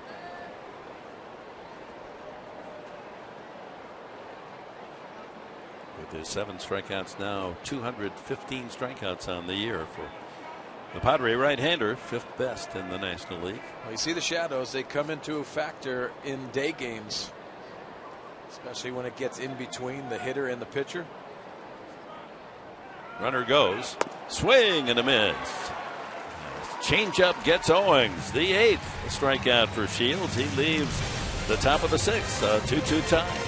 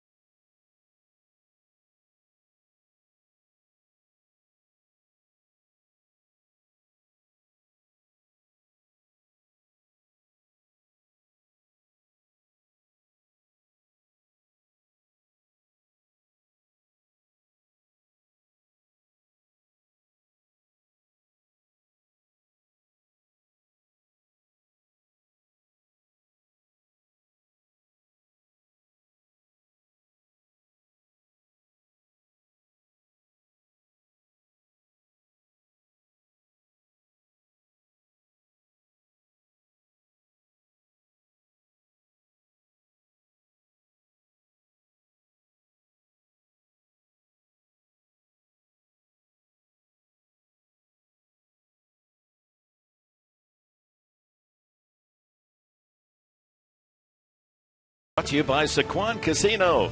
Play, win together in the heart of San Diego. By Mercury Insurance. Log on to mercuryinsurance.com today and see how much you could save. And by USAA, official military appreciation partner of the San Diego Padres. To the bottom of the 6th inning in front of our military friends.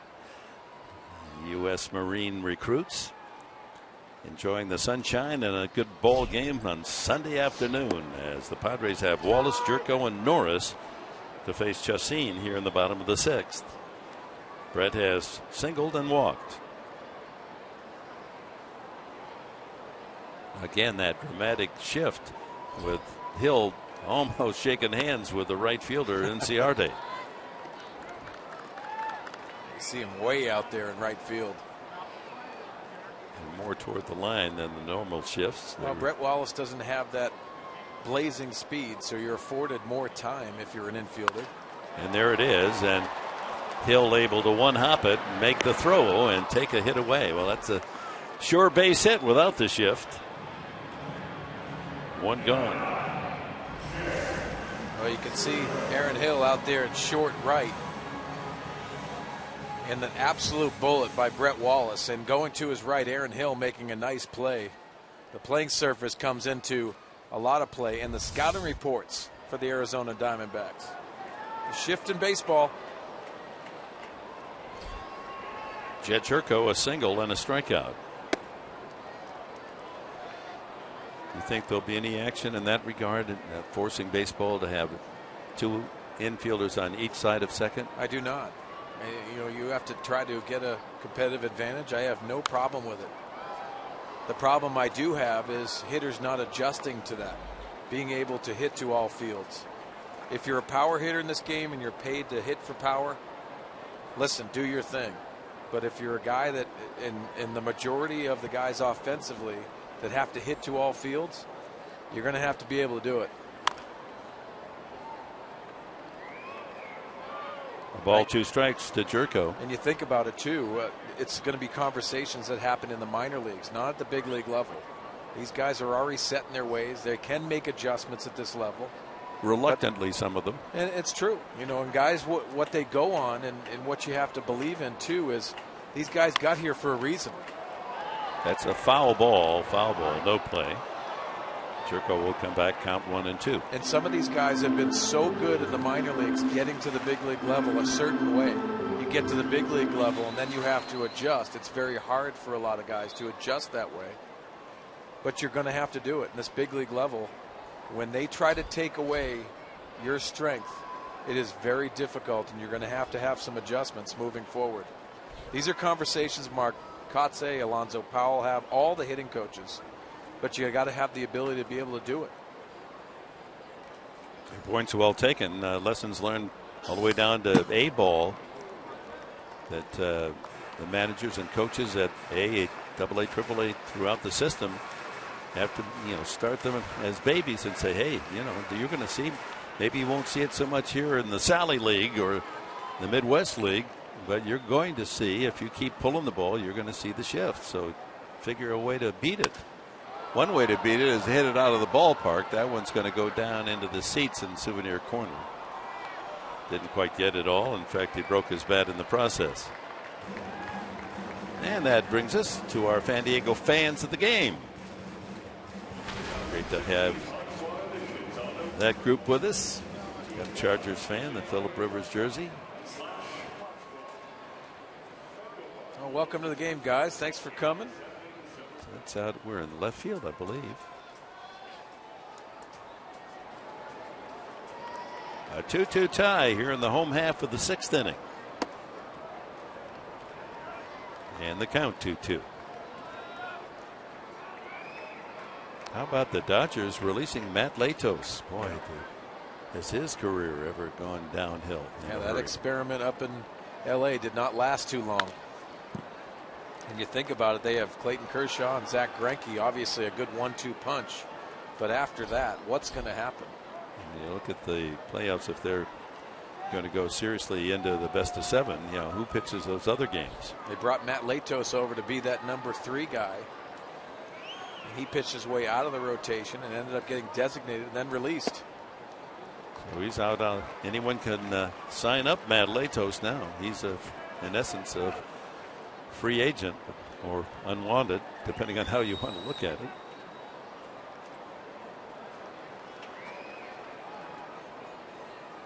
Full count. Up the middle, Hill able to range and backhand the ball, and keeping his foot on the bag barely. It was the veteran Tomas. So a hard ball by Wallace into shallow right field, handled by Hill, and Hill then shows his range to the backhand. Yeah, the veteran second baseman going to his right and making a nice play, and a good play on the backhand by Tomas, staying on that bag. 10-pitch at bat, but Jerko goes out on the ground ball. 2 away to Derek Norris, who's lined to left. A long running catch made by Peralta and struck out.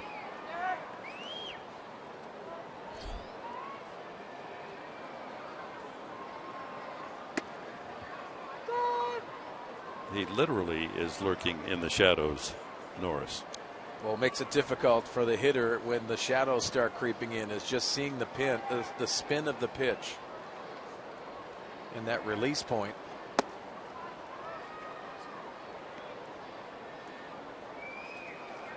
Chassin trying to complete his 3 innings. He's due up as the leadoff man in the 7th, so undoubtedly this will be it for him. Late on that swing.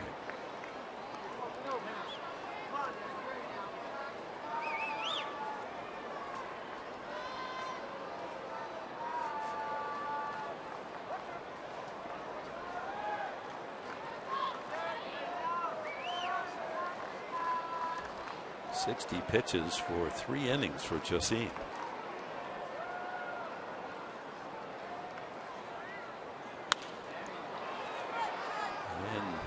Padres continue to dominate the foul ball score.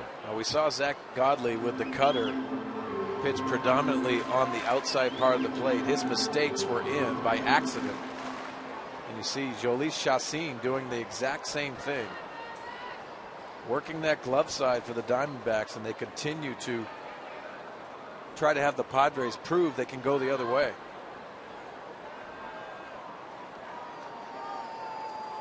And a swing and a miss, strike three. 1-2-3. Chacín takes care of business in the sixth. On to the seventh. Tied at 2.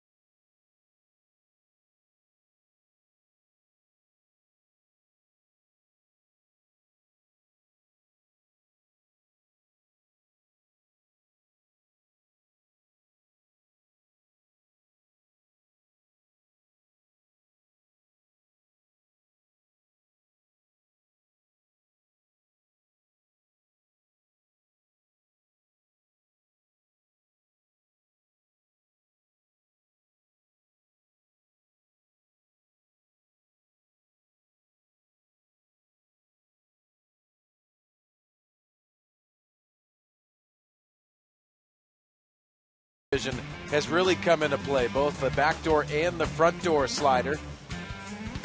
And then you understand that he has the changeup to go along with it. This is the cutter on the outside part of the plate to the left-handers, but he threw the changeup in his arsenal today.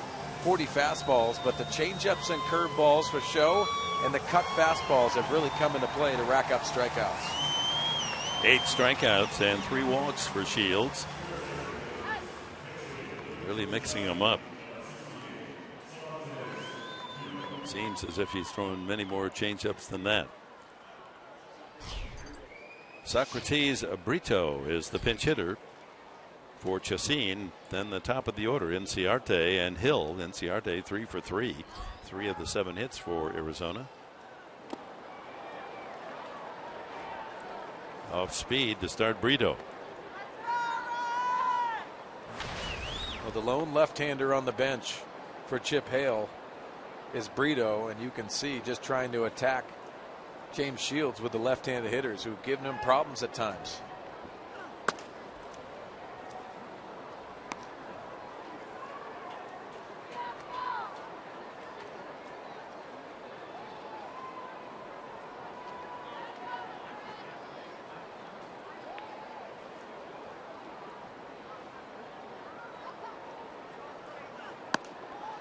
See with that Jarrett Parker, remember on Wednesday night he hit the homer off Benoit to tie the game. Padres went on to win 5-4. Yesterday he hit 3 home runs against Oakland. And his last one was a grand slam. 7 RBIs, 3 home runs. Wow.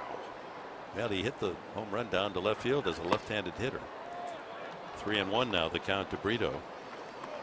And that's the first time that a Giant player hit 3 home runs and 7 RBIs in a game in 54 years since Willie Mays did it. Jarrett Parker, big, tall, left-handed hitter. Whoa, a shattered bat, but it's going to get the ball into center field as Brito able to explode a single to left center. Leadoff man is on.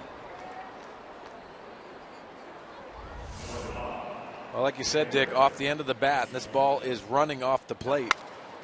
And serves this into left center for the nice single.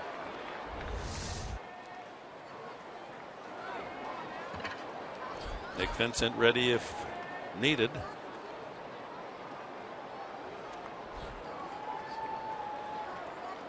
99 pitches so far for Shields. Inciarte grounded a single to center to open the ball game. Stole second. Lined a single to right field in the third and homered to right field in the fifth.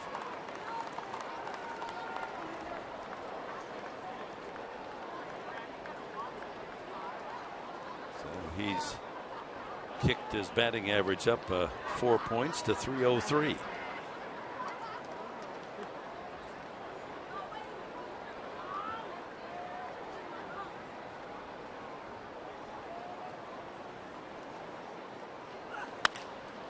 Another well hit ball right field. Kemp going back on it, and that one is gone. Holy smoly.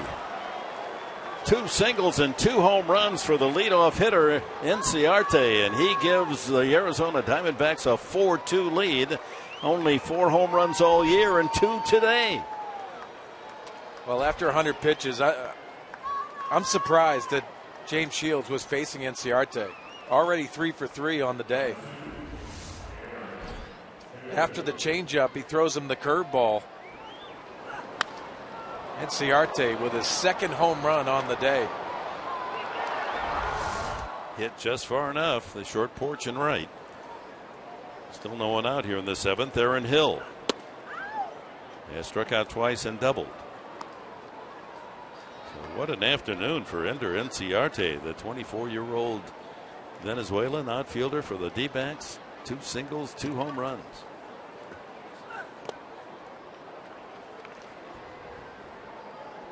He hit at only 364 feet. The previous home run to right, 386.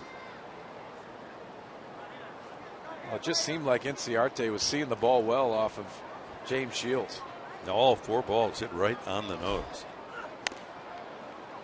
A little number that Shields will field. 1 away. This copyrighted telecast is presented by the authority of the San Diego Padres. It may not be reproduced or retransmitted in any form, and the accounts and descriptions of this game may not be disseminated without the express written consent of the San Diego Padres. So with 1 gone, A.J. Pollock has struck out twice and walked. Vincent has been ready out in the bullpen for some time.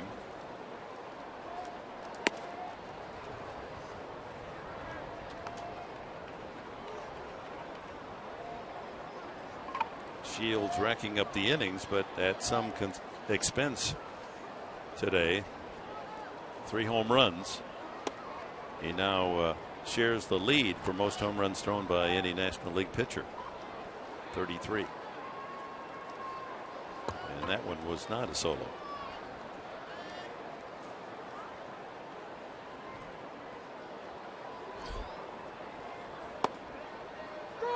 Cutter for a strike, 2-1.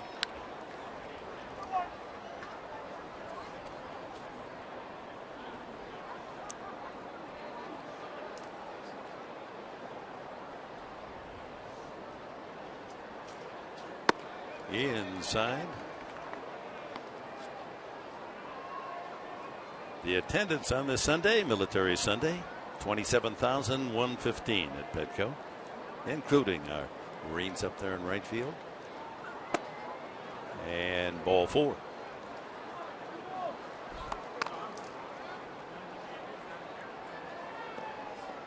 A 1-out walk to Pollock. He's walked twice, struck out twice. And a reminder that the Milwaukee Brewers will be here to close out the home season Tuesday, Wednesday, Thursday. 6:30 our TV time on Fox Sports San Diego. A chance to root for Tyson Ross, go after his 11th win of the year. Boy, he's pitched much better than 10 and 11. Jorge Lopez will make his major league debut for the Brewers. That's Tuesday night. And that'll do it for James Shields. He gives up the 2-run homer in the 7th and leaves with the Padres trailing 4-2. Breaking the action, Nick Vincent coming in from the bullpen.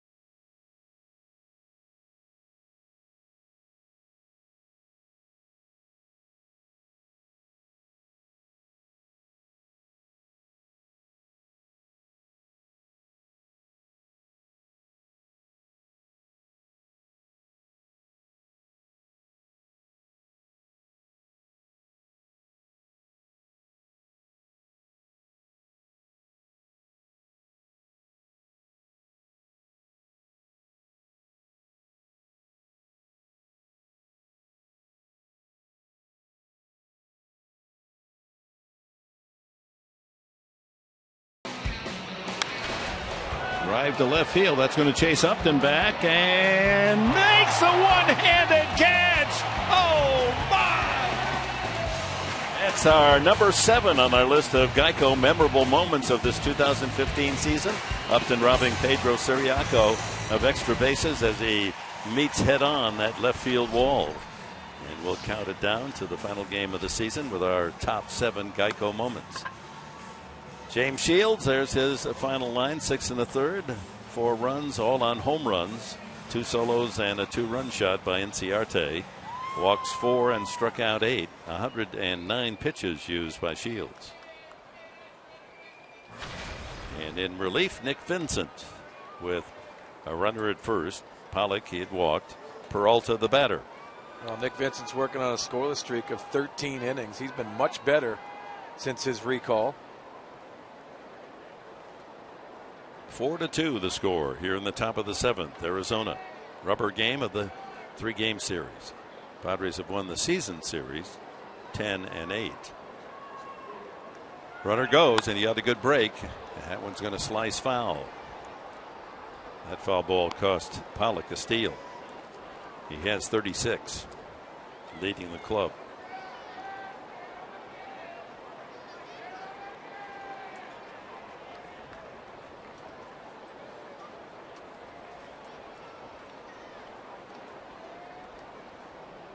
Yankees won, Toronto won. No change in the American League East. Toronto still leading by 4. Houston beat Texas today 4-2, so the Astros able to get a couple of wins tail end of that series. How about Dallas Keuchel? 15-0 this year at Minute Maid Park. The left-hander, we saw him here at Petco. The talented left-hander for A.J. Hinch, the manager of the Houston Astros, and they've had a real good year. And it's because of Dallas Keuchel, their ace. It pulls them within 2.5 of Texas in the American League West and secures for the moment the wild card. Watch out. That one fortunately not into the seats, off the barrier. Peralta walked, hit the home run over the center field fence, and took Jankowski deep to the warning track the last time.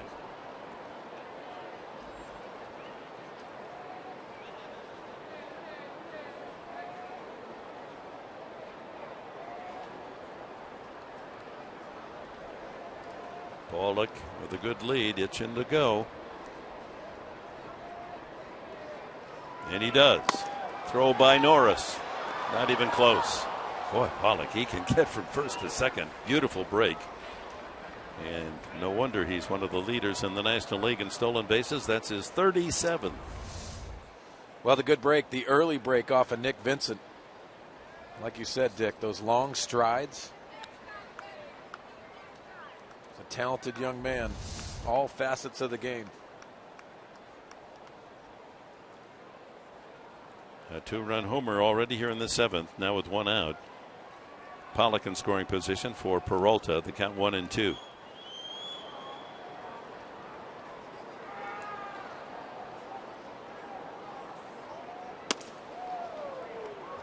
That cutter of Vincent's inside, 2-2. Pirates playing the Cubs tonight. The Buccos have won 8 in a row.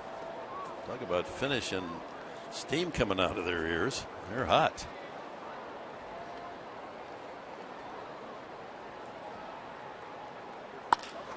By the mound, the shift on, so Amariste over in the second base side to make the play.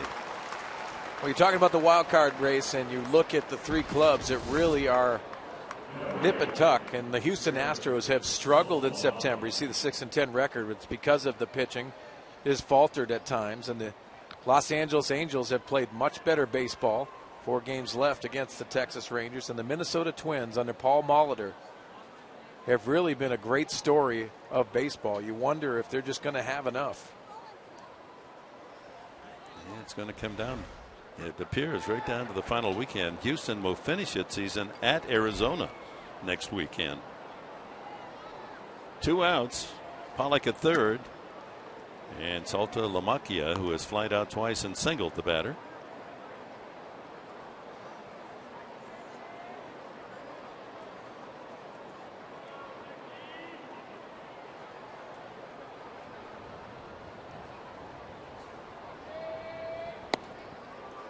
Changeup. And I think that's the pitch that Nick Vincent has really improved on, is that changeup. So many times last year we saw that cutter, and cutter heavy at times, which is a very good pitch, his best pitch. But working both sides of the plate against left-handers. And misses 3-0. After Saltalamacchia, Yasmani Tomas.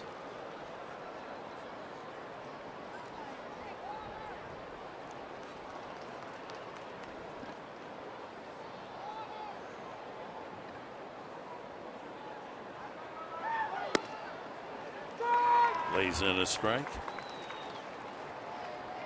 Milwaukee in Tuesday, Wednesday, and a mid-afternoon game on Thursday, a 3:40 game Thursday. The Tuesday, Wednesday nights, the usual 7:10 start. And the Padres finish up at Dodger Stadium over the weekend. Not quite over the home plate as Norris tried to keep it in play. Oh, there's the changeup again. Off of that 3-0 fastball, which was a strike, he throws the changeup 3-1. That shows the confidence that Nick Vincent has.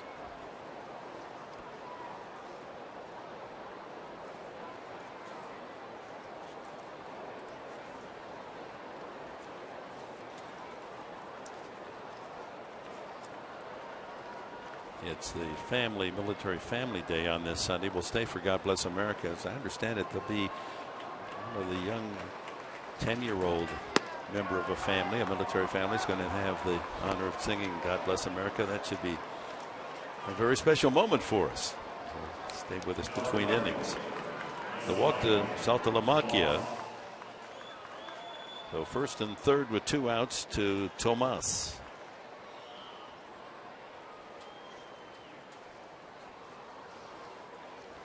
You see those shadows continuing to creep into that release point of Nick Vincent, and also around the plate.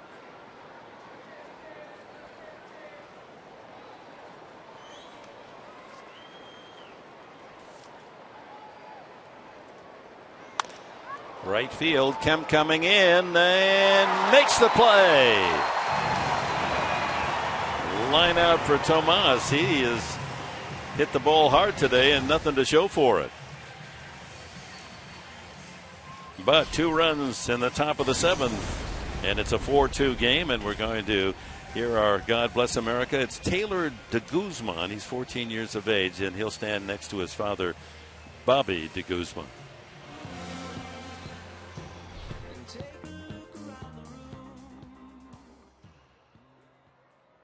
It's time for the 7th inning stretch.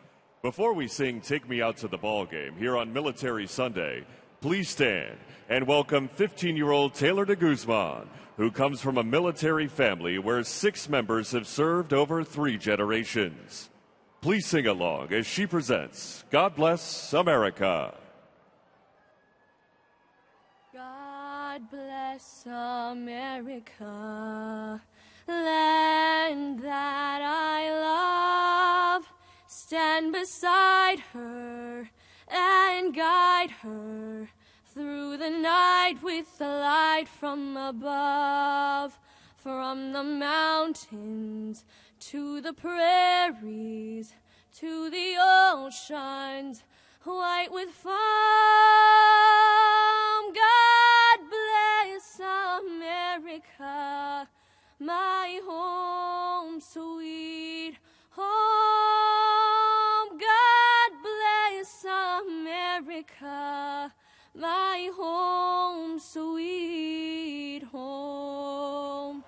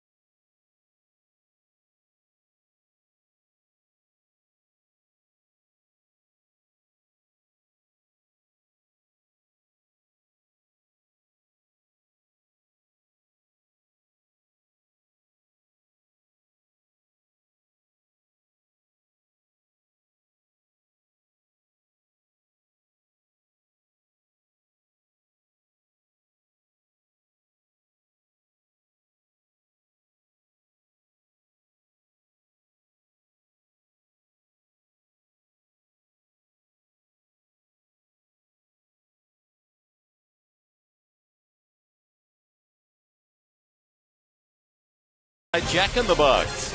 Taste the new spicy nacho chicken sandwich munchie meal tonight. And by Petco. What we feed them matters.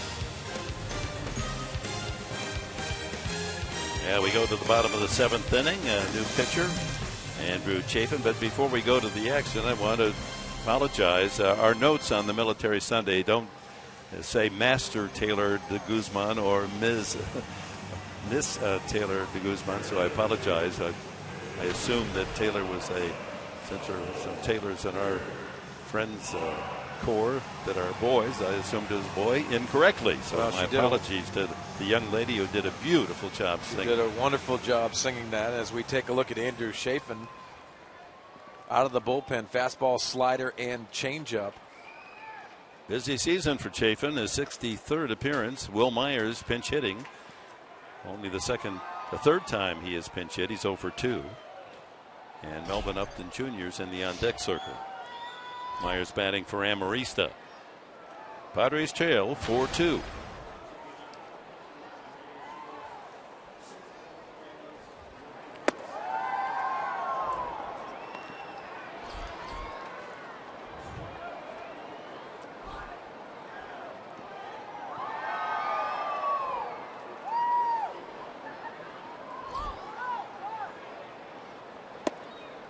Two and 0 to Myers. Trying to get on there.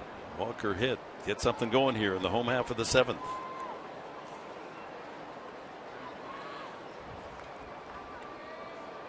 Four runs, 9 hits for Arizona. 2 runs, 5 hits for the Padres.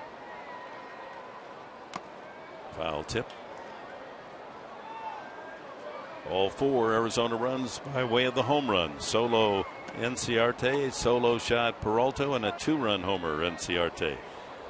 You know, the line drive hitting leadoff man Enciarte showed this hitting prowess with singles, and then he's muscled up and hit back-to-back home runs. 2-2.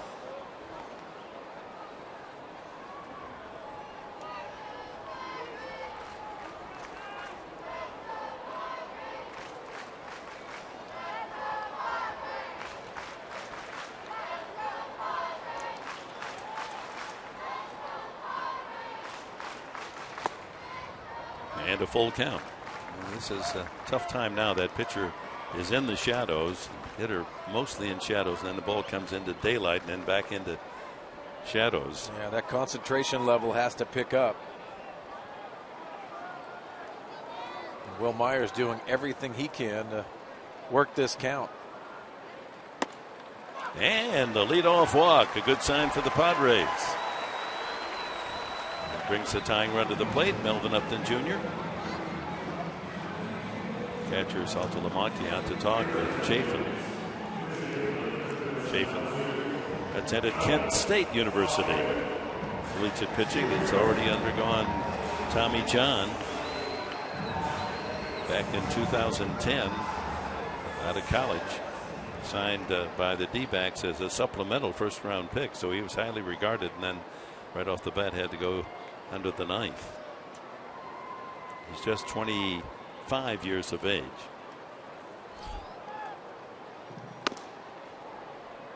Upton comes out swinging. It's pretty much par for the course.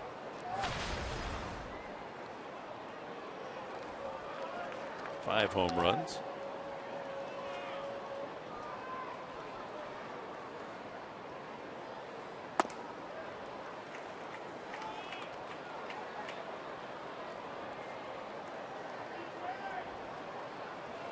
Chafin has made a quantum leap into the big leagues this year. He's a rookie.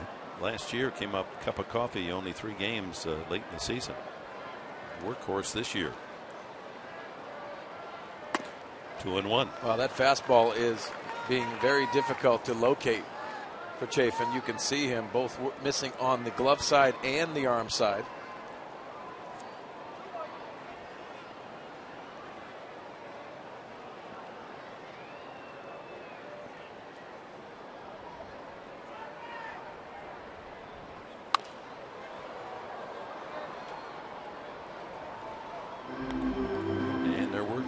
Toward 50 foul balls. Well, between them, they've already hit 50, but Padres seemingly just off the mark on a lot of pitches today.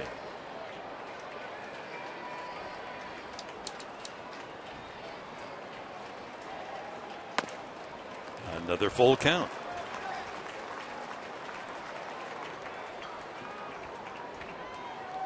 Sunshine and shadows, it's all brilliant. And presented in HD by Sony.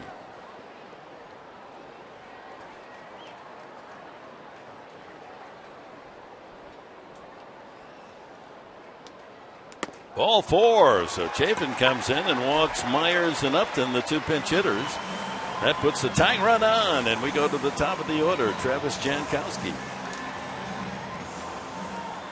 Well, perfect scenario for Travis Jankowski, left on left. As Mike Harkey, the pitching coach for Arizona Diamondbacks, goes out to talk to the young left-hander. Chip Hale losing what few follicles he has left. Jankowski tripled his last time. Knocked in a run and scored the second run of the 2 by the Padres in the 5th inning. And the more you see Jankowski and Spangenberg run, you wonder who is fastest. Look how quickly he gets to third.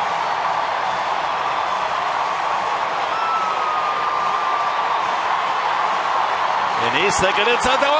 Good. Hoffman said, "Don't you dare." He came home immediately anyway as Spangenberg followed with a single to tie the game. Well, speed is such a scary element to the game, and Jankowski and also his teammate Corey Spangenberg, who's on the on-deck circle, can bring that. There's good speed on the base pass too with Melvin Upton Jr. and Will Myers. D-backs looking for the sacrifice bunt here to get the 2 men in scoring position, tie it up.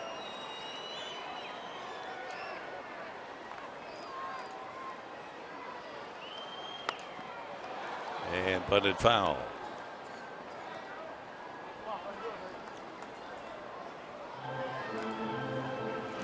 There's the bunt directed toward that third baseman, trying to move the runners up. You see the bullpen numbers for the Arizona Diamondbacks, 23rd last season, and a much better bullpen this year, 10th in the major leagues. Padres, who were outstanding last year, Arizona has better ERA numbers than San Diego this year.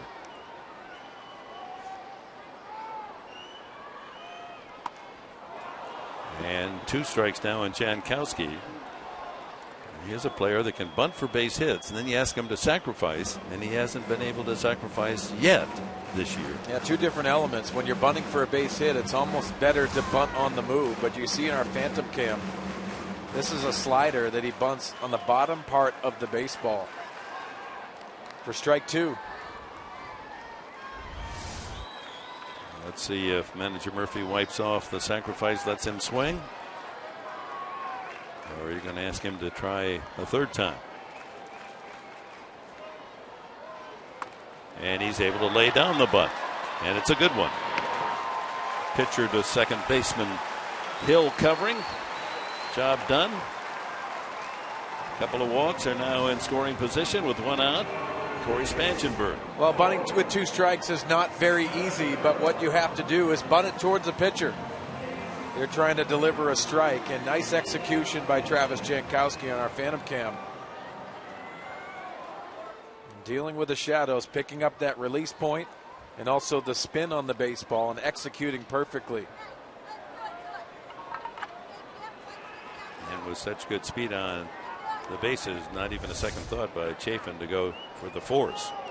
Spangenberg. Whoa. He was going to drag one toward first. He had Myers scrambling to get back to the bag as he was coming down the line. Yeah, you wonder, and if that is on Corey Spangenberg doing it on his own. It looked like he wanted to pull it to that right side. Lined a sharp single to right field to knock in a run the last time.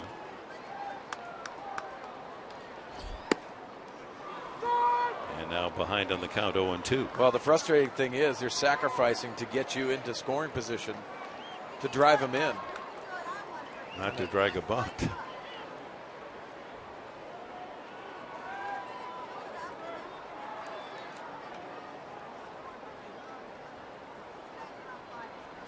And he strikes out on 3 pitches. So 2 away. And it's up to Matt Kemp. Kemp is grounded into a double play, struck out, and a long out to center. Well, after the failed bunt attempt, 2 back-to-back sliders that get Corey Spangenberg out of the strike zone. And with that, change of pitchers as manager Hale will bring in a right-hander to face Matt Kemp.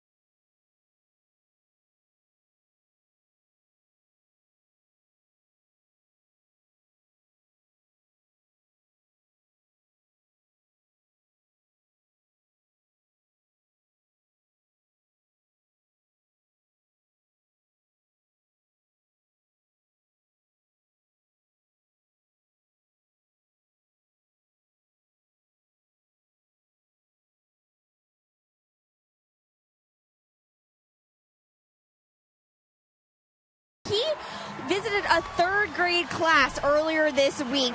The premises of this was that all of the students were talking about a famous person, that they wanted to meet at some point.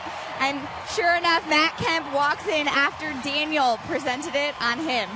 He said that Daniel is one of the chattiest kids, but he was silent through the entire class. They had a wonderful time, and it was all based on this back-to-school challenge where the students were able to send in Matt pictures of their style, and Matt picked Daniel.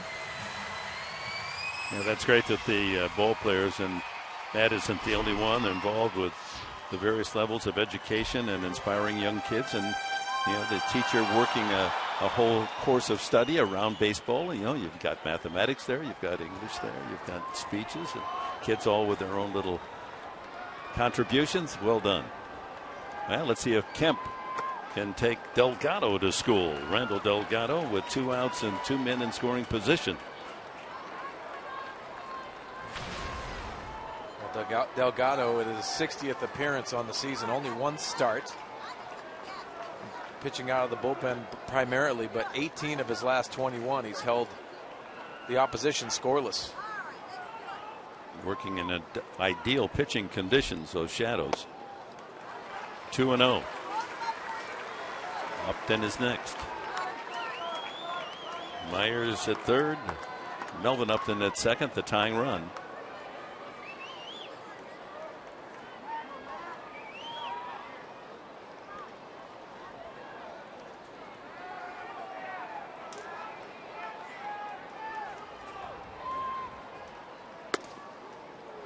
Fastball at 94.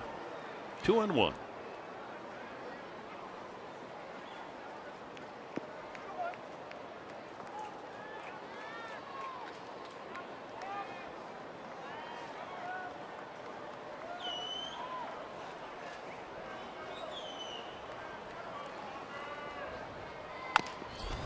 Chop toward 3rd.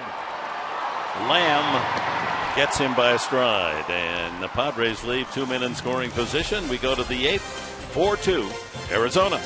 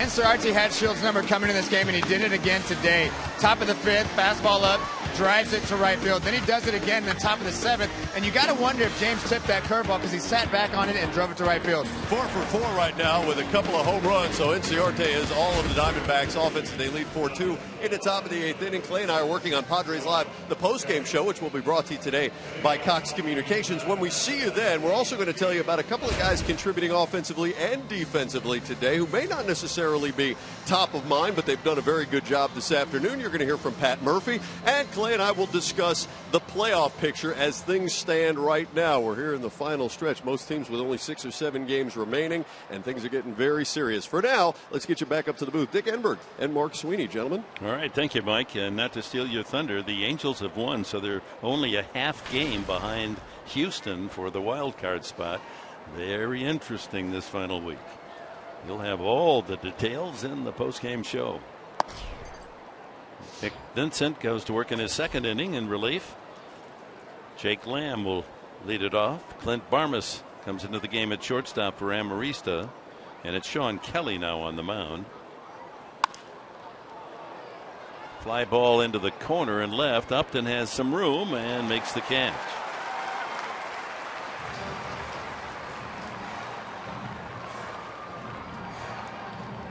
Well, our races in the American League for the wild card mighty tight. So it is pick the stick. Now let's see. Sturm picking for Chris is up 2 points. Where's Grant down there? -2. So that's a 4-point swing. And now 6 points separate Mark Grant from Chris Button. And we got a week to go. Ooh. Pressure packed. Can you stand? I can't. I think if Grant wins again, we ought to retire it and go on to some other kind of business, don't you? Just Grant won it last year, wins it again. What, you know? I mean, sometimes it's like the Yankees. You know, he's starting to dominate. Yeah, he is. Domination by Mark Grant. Give him the gnome. I mean, it kind of fits him, don't you think? Well, he spends a lot of time in Alpine with it. He takes it to his buddies and has coffee with it. Yeah, makes him buy coffee just to be able to touch his gnome. Yeah, he does have short arms, doesn't he?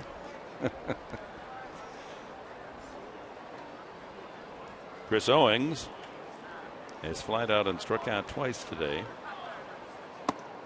Boy, it's a tough time for the hitters.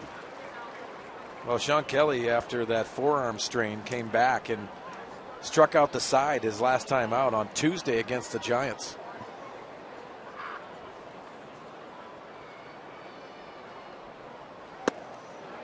And down goes Owings. Now we've seen this throughout the course of the year. When the shadows are interrupting the field as they are now, the hitters just have, it's a nightmare for them. Yeah, you see the view and you see that light on the baseball midway through. And the awkward swings will really indicate how you're picking up the baseball. Phil Gosselin will be the pinch hitter. 2 away, bases empty here in the top of the 8th.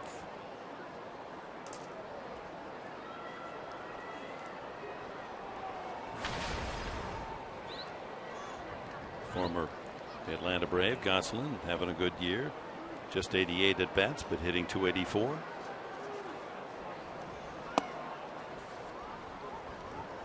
Yeah, they had that big special on Pick the Stick. I know many fans they were calling around. Yeah, be sure to tape it because it's, you know, probably a lock to win an Emmy Award. A lot of information. It was just, you know, high drama.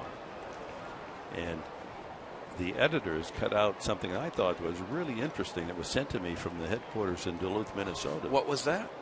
Well, why is the gnome, as we call him up there in Minnesota and Michigan, why did they pick that as the trophy? Well, a little known fact, you know, there were cities all around the world that were fighting for the honor of being the headquarters city for Pick the Stick. And when Duluth won, they felt just the second place city, the city they almost considered, should, you know, have something to say about the award. Well, in Alaska Nome, they were in second place. They were. So they decided to make the trophy a gnome. Brilliant. I mean, it's just, well, I just wanted to share that with you. No, I love that. But Alaska, you think about how much information is comprised up there. I'm surprised they didn't win. Well, Duluth just, they had trouble getting some of that dog sled action into Gnome, and Duluth has the Lake Superior there where they can use the waters when they're not frozen. And of course, during the summer, most of the ice is gone in Duluth. It doesn't snow there till June 15th. No. Beautiful countryside. It's green. Count on Gosselin full. So you're saying that feature is going to win an Emmy, huh? How can it miss? I mean, cast of characters, brilliant music, acting, and hanging inside ball 4, 2 out. We'll walk to Gosselin, and here we go. NCRD up again with 2 singles, 2 home runs. Well, our good friend Jacob Santos put that piece together, and he does a fabulous job. All our people behind the scenes do a great job. Who looks most like a gnome to you on our crew? Let me think. Mike Pomerantz comes to mind. No, he got too much hair, doesn't he, for a gnome? Yeah, but he hides it well, especially with a hat. Hides his hair? Yeah, with his hat. What hat?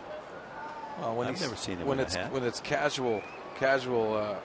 We get casual when you guys are on the road in our studios. Oh, you're talking about while we're working really hard on the road, you guys have your feet up, have a libation. We don't really work that hard when you're on the road. But we love that you guys are getting on the planes and taking those trips. Well, why don't you climb on the bus and go with us to L.A. this weekend, coming up and finish the season and show a little team spirit, huh? That's what we did. There's our studios. We'll take full advantage of our studios. The curtains are pulled. What's going to happen? Something's going on in there.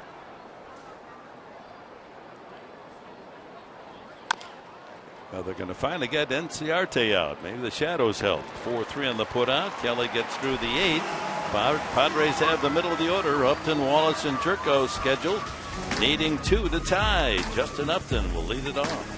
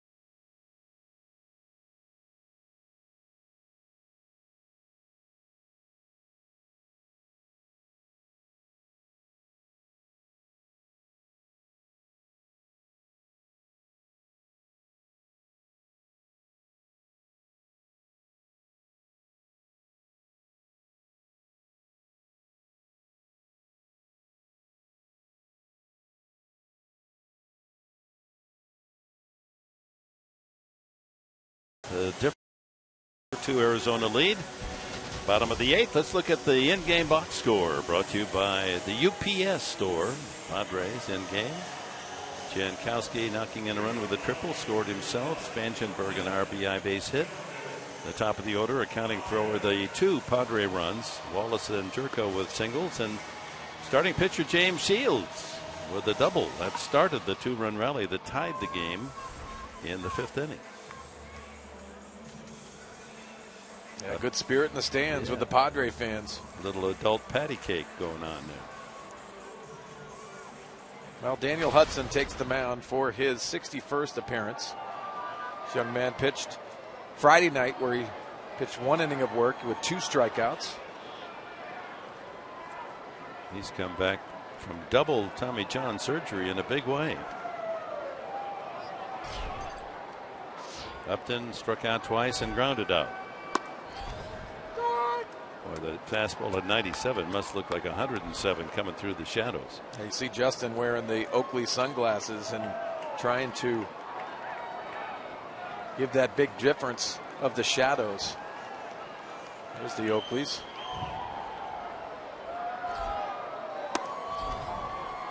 Pretty good pitch. 1-1. That was totally in the box.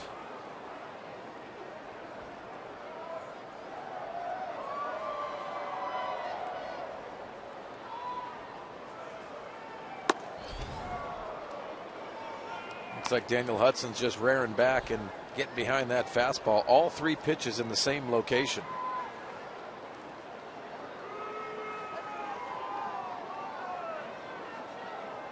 "28 years of age. Tommy John in 2013. Tommy John again in 2014. Came back late last year. Having a good season this.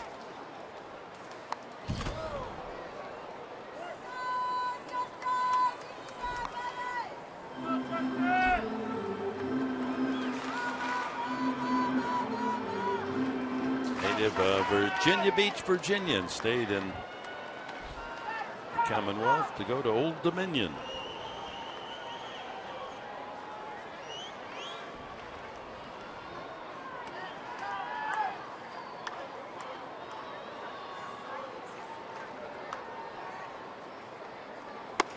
Yep, another strikeout.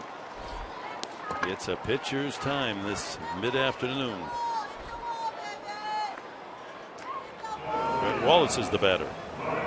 Well, you see our keys to the game brought to you by the Honda dealers of San Diego, and Jankowski and Spangenberg 2 for 6. I talked about the speed at the top of the order, and James Shields pitching deep, 6 1/3 innings, 9 hits. Did give up the 3 home runs and the 2 to Inciarte. Maybe you're right about the kids at the top of the order. They produced the 2 runs. A 4-2 Arizona lead. Brett Wallace has singled, walked, and a hard 1-hopper into shallow right field where Aaron Hill is playing, and Hill threw him out the last time.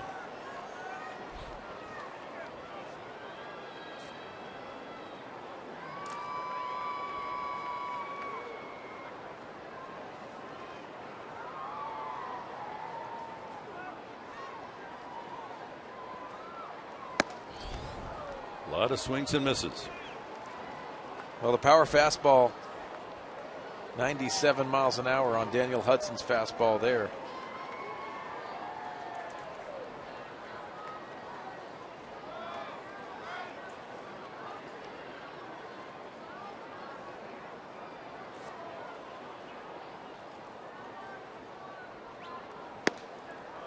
And the changeup. That's nasty. That's not even fair after the upper 90s fastball and backing it up with the 86-mile-an-hour changeup.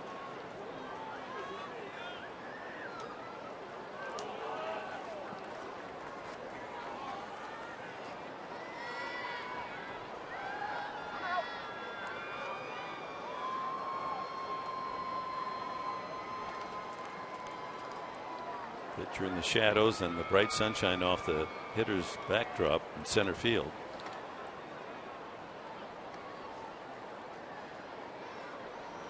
And another strikeout.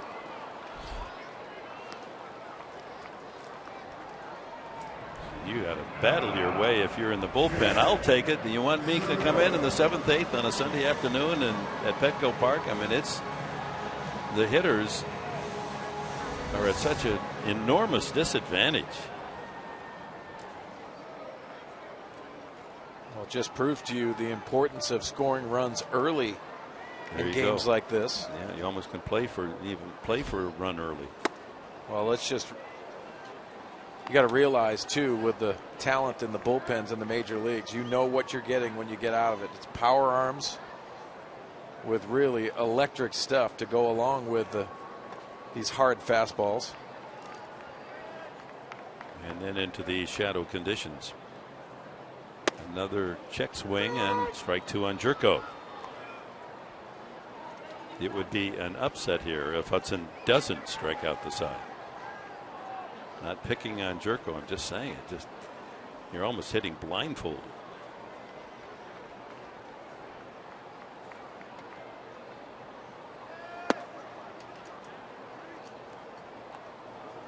One and two.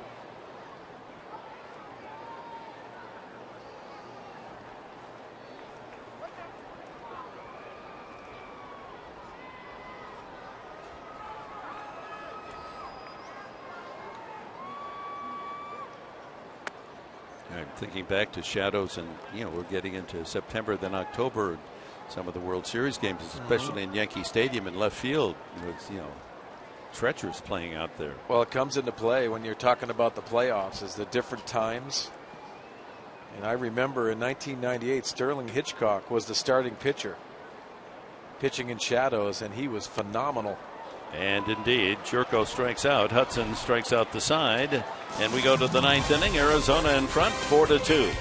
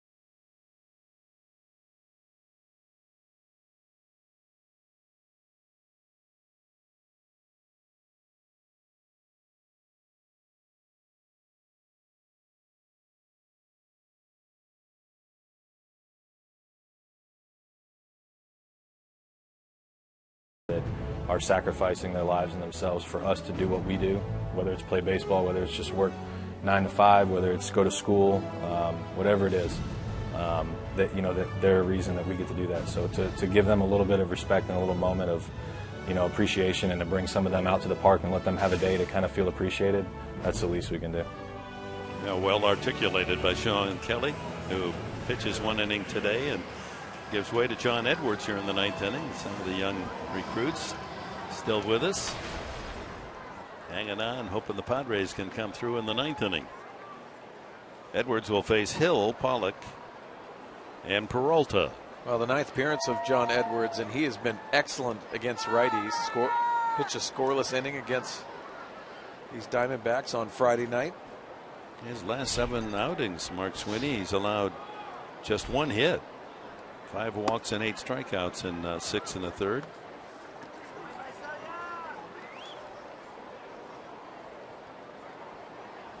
Pitchers of record are Shields for the Padres and Chacin for Arizona.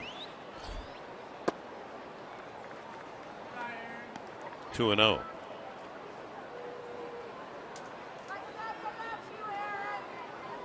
Edwards, as he delivers the ball, steps from partial sunshine right into full shadow.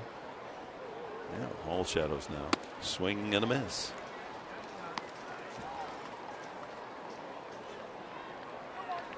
You can almost loop that swing and a miss and just keep playing it for every hitter.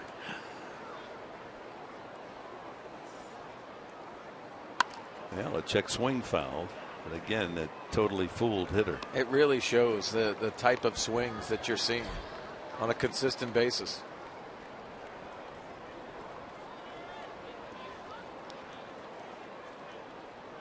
Padres Live, the post game. Clay Hensley, Mike Pomeranz, they'll have everything. Highlights, interviews. Wow. Hill does put it in play. Right field, Kemp for the first down. So will Clay and Mike, will they be in the shade or will they be in the sun? Yeah, they'll be in the shade, and it's a good set out there and tremendous people working behind the scenes out there. But they'll also show Bryce Harper. Oh, that little skirmish in the dugout. A little skirmish in the dugout in Washington, and stay tuned for that one. Don't want to miss it. Maybe they could reenact it out there. They could get one guy grab the other by the neck and throw him up against the wall. I think Pomeranz would like to do that with me at times. I've heard that. Pollock, AJ, is struck out twice, walked twice. He's a great guy when he's sleeping. He knocks down a little Thomas Edison now and then, does he? A little power nap. Oh, yeah. 1-1.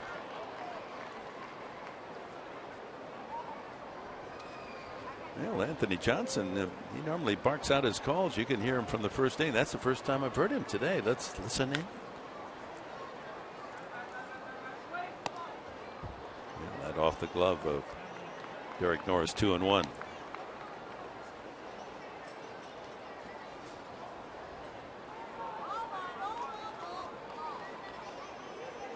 Edwards in the trade from Texas. Will Venable going to the Rangers. I think we're all rooting for Will to get a chance to be in the playoffs. 3-1. Here's the closer, Ziegler. Picked up his save on Friday night in the win, 6-3.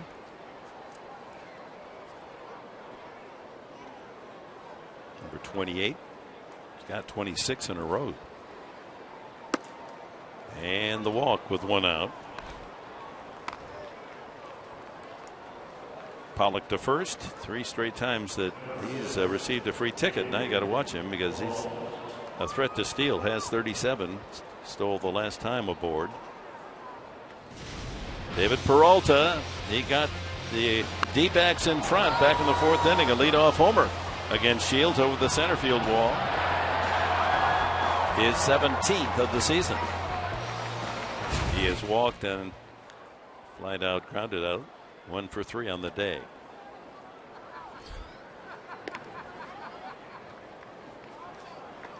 I think John Edwards is going to keep a careful eye on A.J. Pollock. Like you said, Dick. Great time to run. Got a 2-run lead. Try to pad that lead, especially with their closer warming up in the bullpen.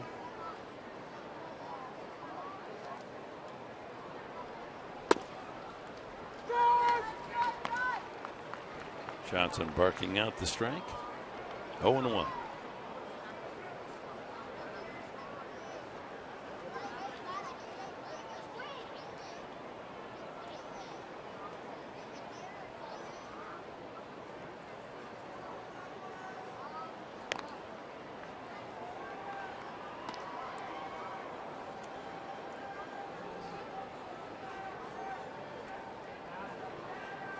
See A.J. Pollock, when he gets his lead, he still continues. If you're the pitcher, you have to stop his feet from moving, continue to try to gain some ground.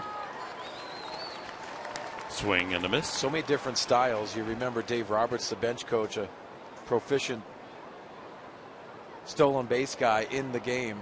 He took that aggressive lead. He actually tries to shut the running game down. That's his responsibility as a bench coach, but took an aggressive lead and held his ground and tried to put that part on there. But you see A.J. Pollock continuing to try to gain some ground with his lead. Just little steps and settles in. Doesn't go, and swing and a miss. Change up from Edwards, 2 away. Well, this is a good pitch, a slide step change up that fools Peralta. Saltalamacchia 1 for 3, a single and a walk today. And with 2 outs now, Pollock even a greater threat to try to steal. Shift on. Spangenberg over on the second base side with Barmas the lone figure on the left side.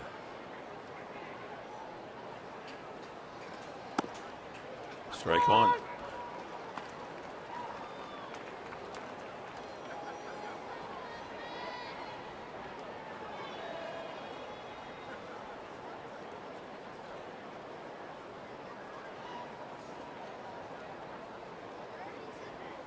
Interesting how you have that one shot Edwards in the bright sunshine, almost like a spotlight on him, and that wall of shadow in front of him.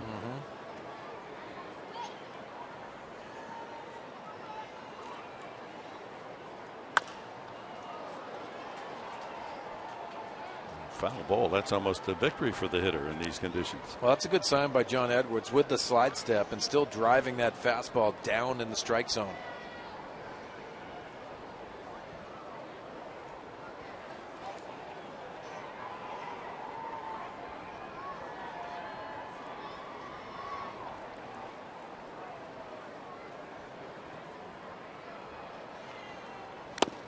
And what is that? Swing and a miss. Again.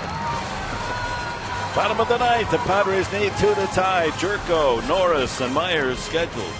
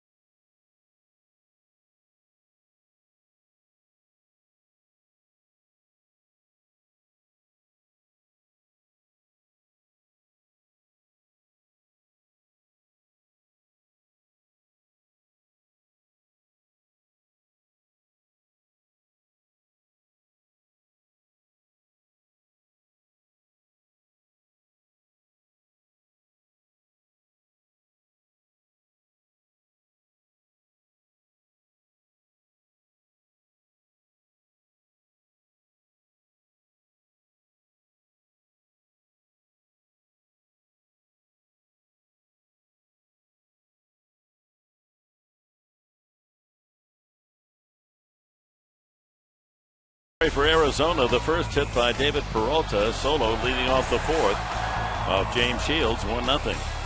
Then leadoff man Ender Enciarte in the 5th inning, homer to right field, and a 2-0 lead.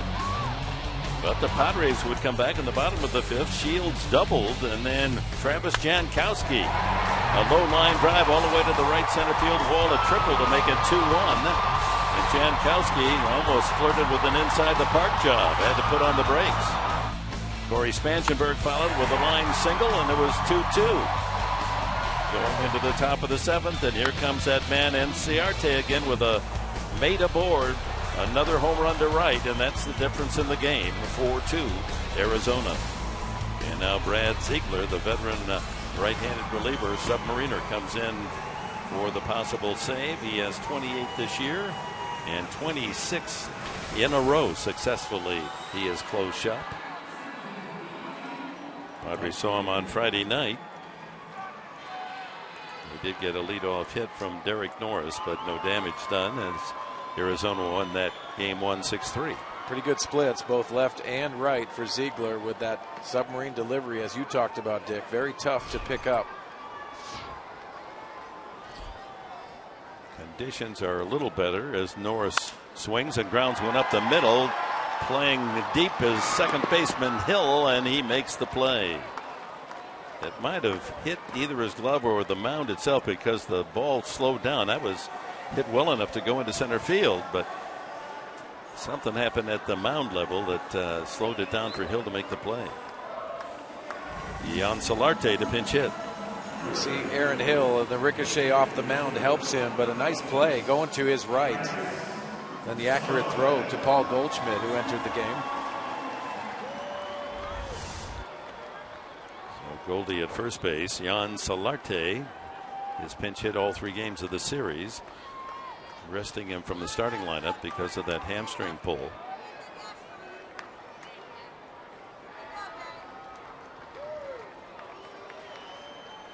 He flied out on Friday night and struck out last night.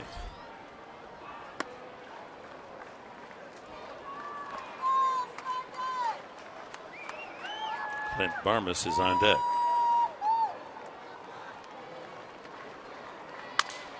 Broken bat roller to Hill. Chip of the bat almost as far as the ball went on that swing, and there's 2 away.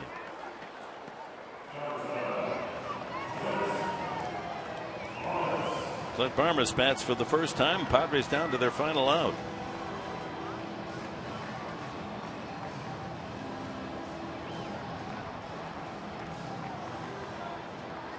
Veteran Barmas at 240. 200 at bats, right on the nose coming into this appearance. 3 home runs.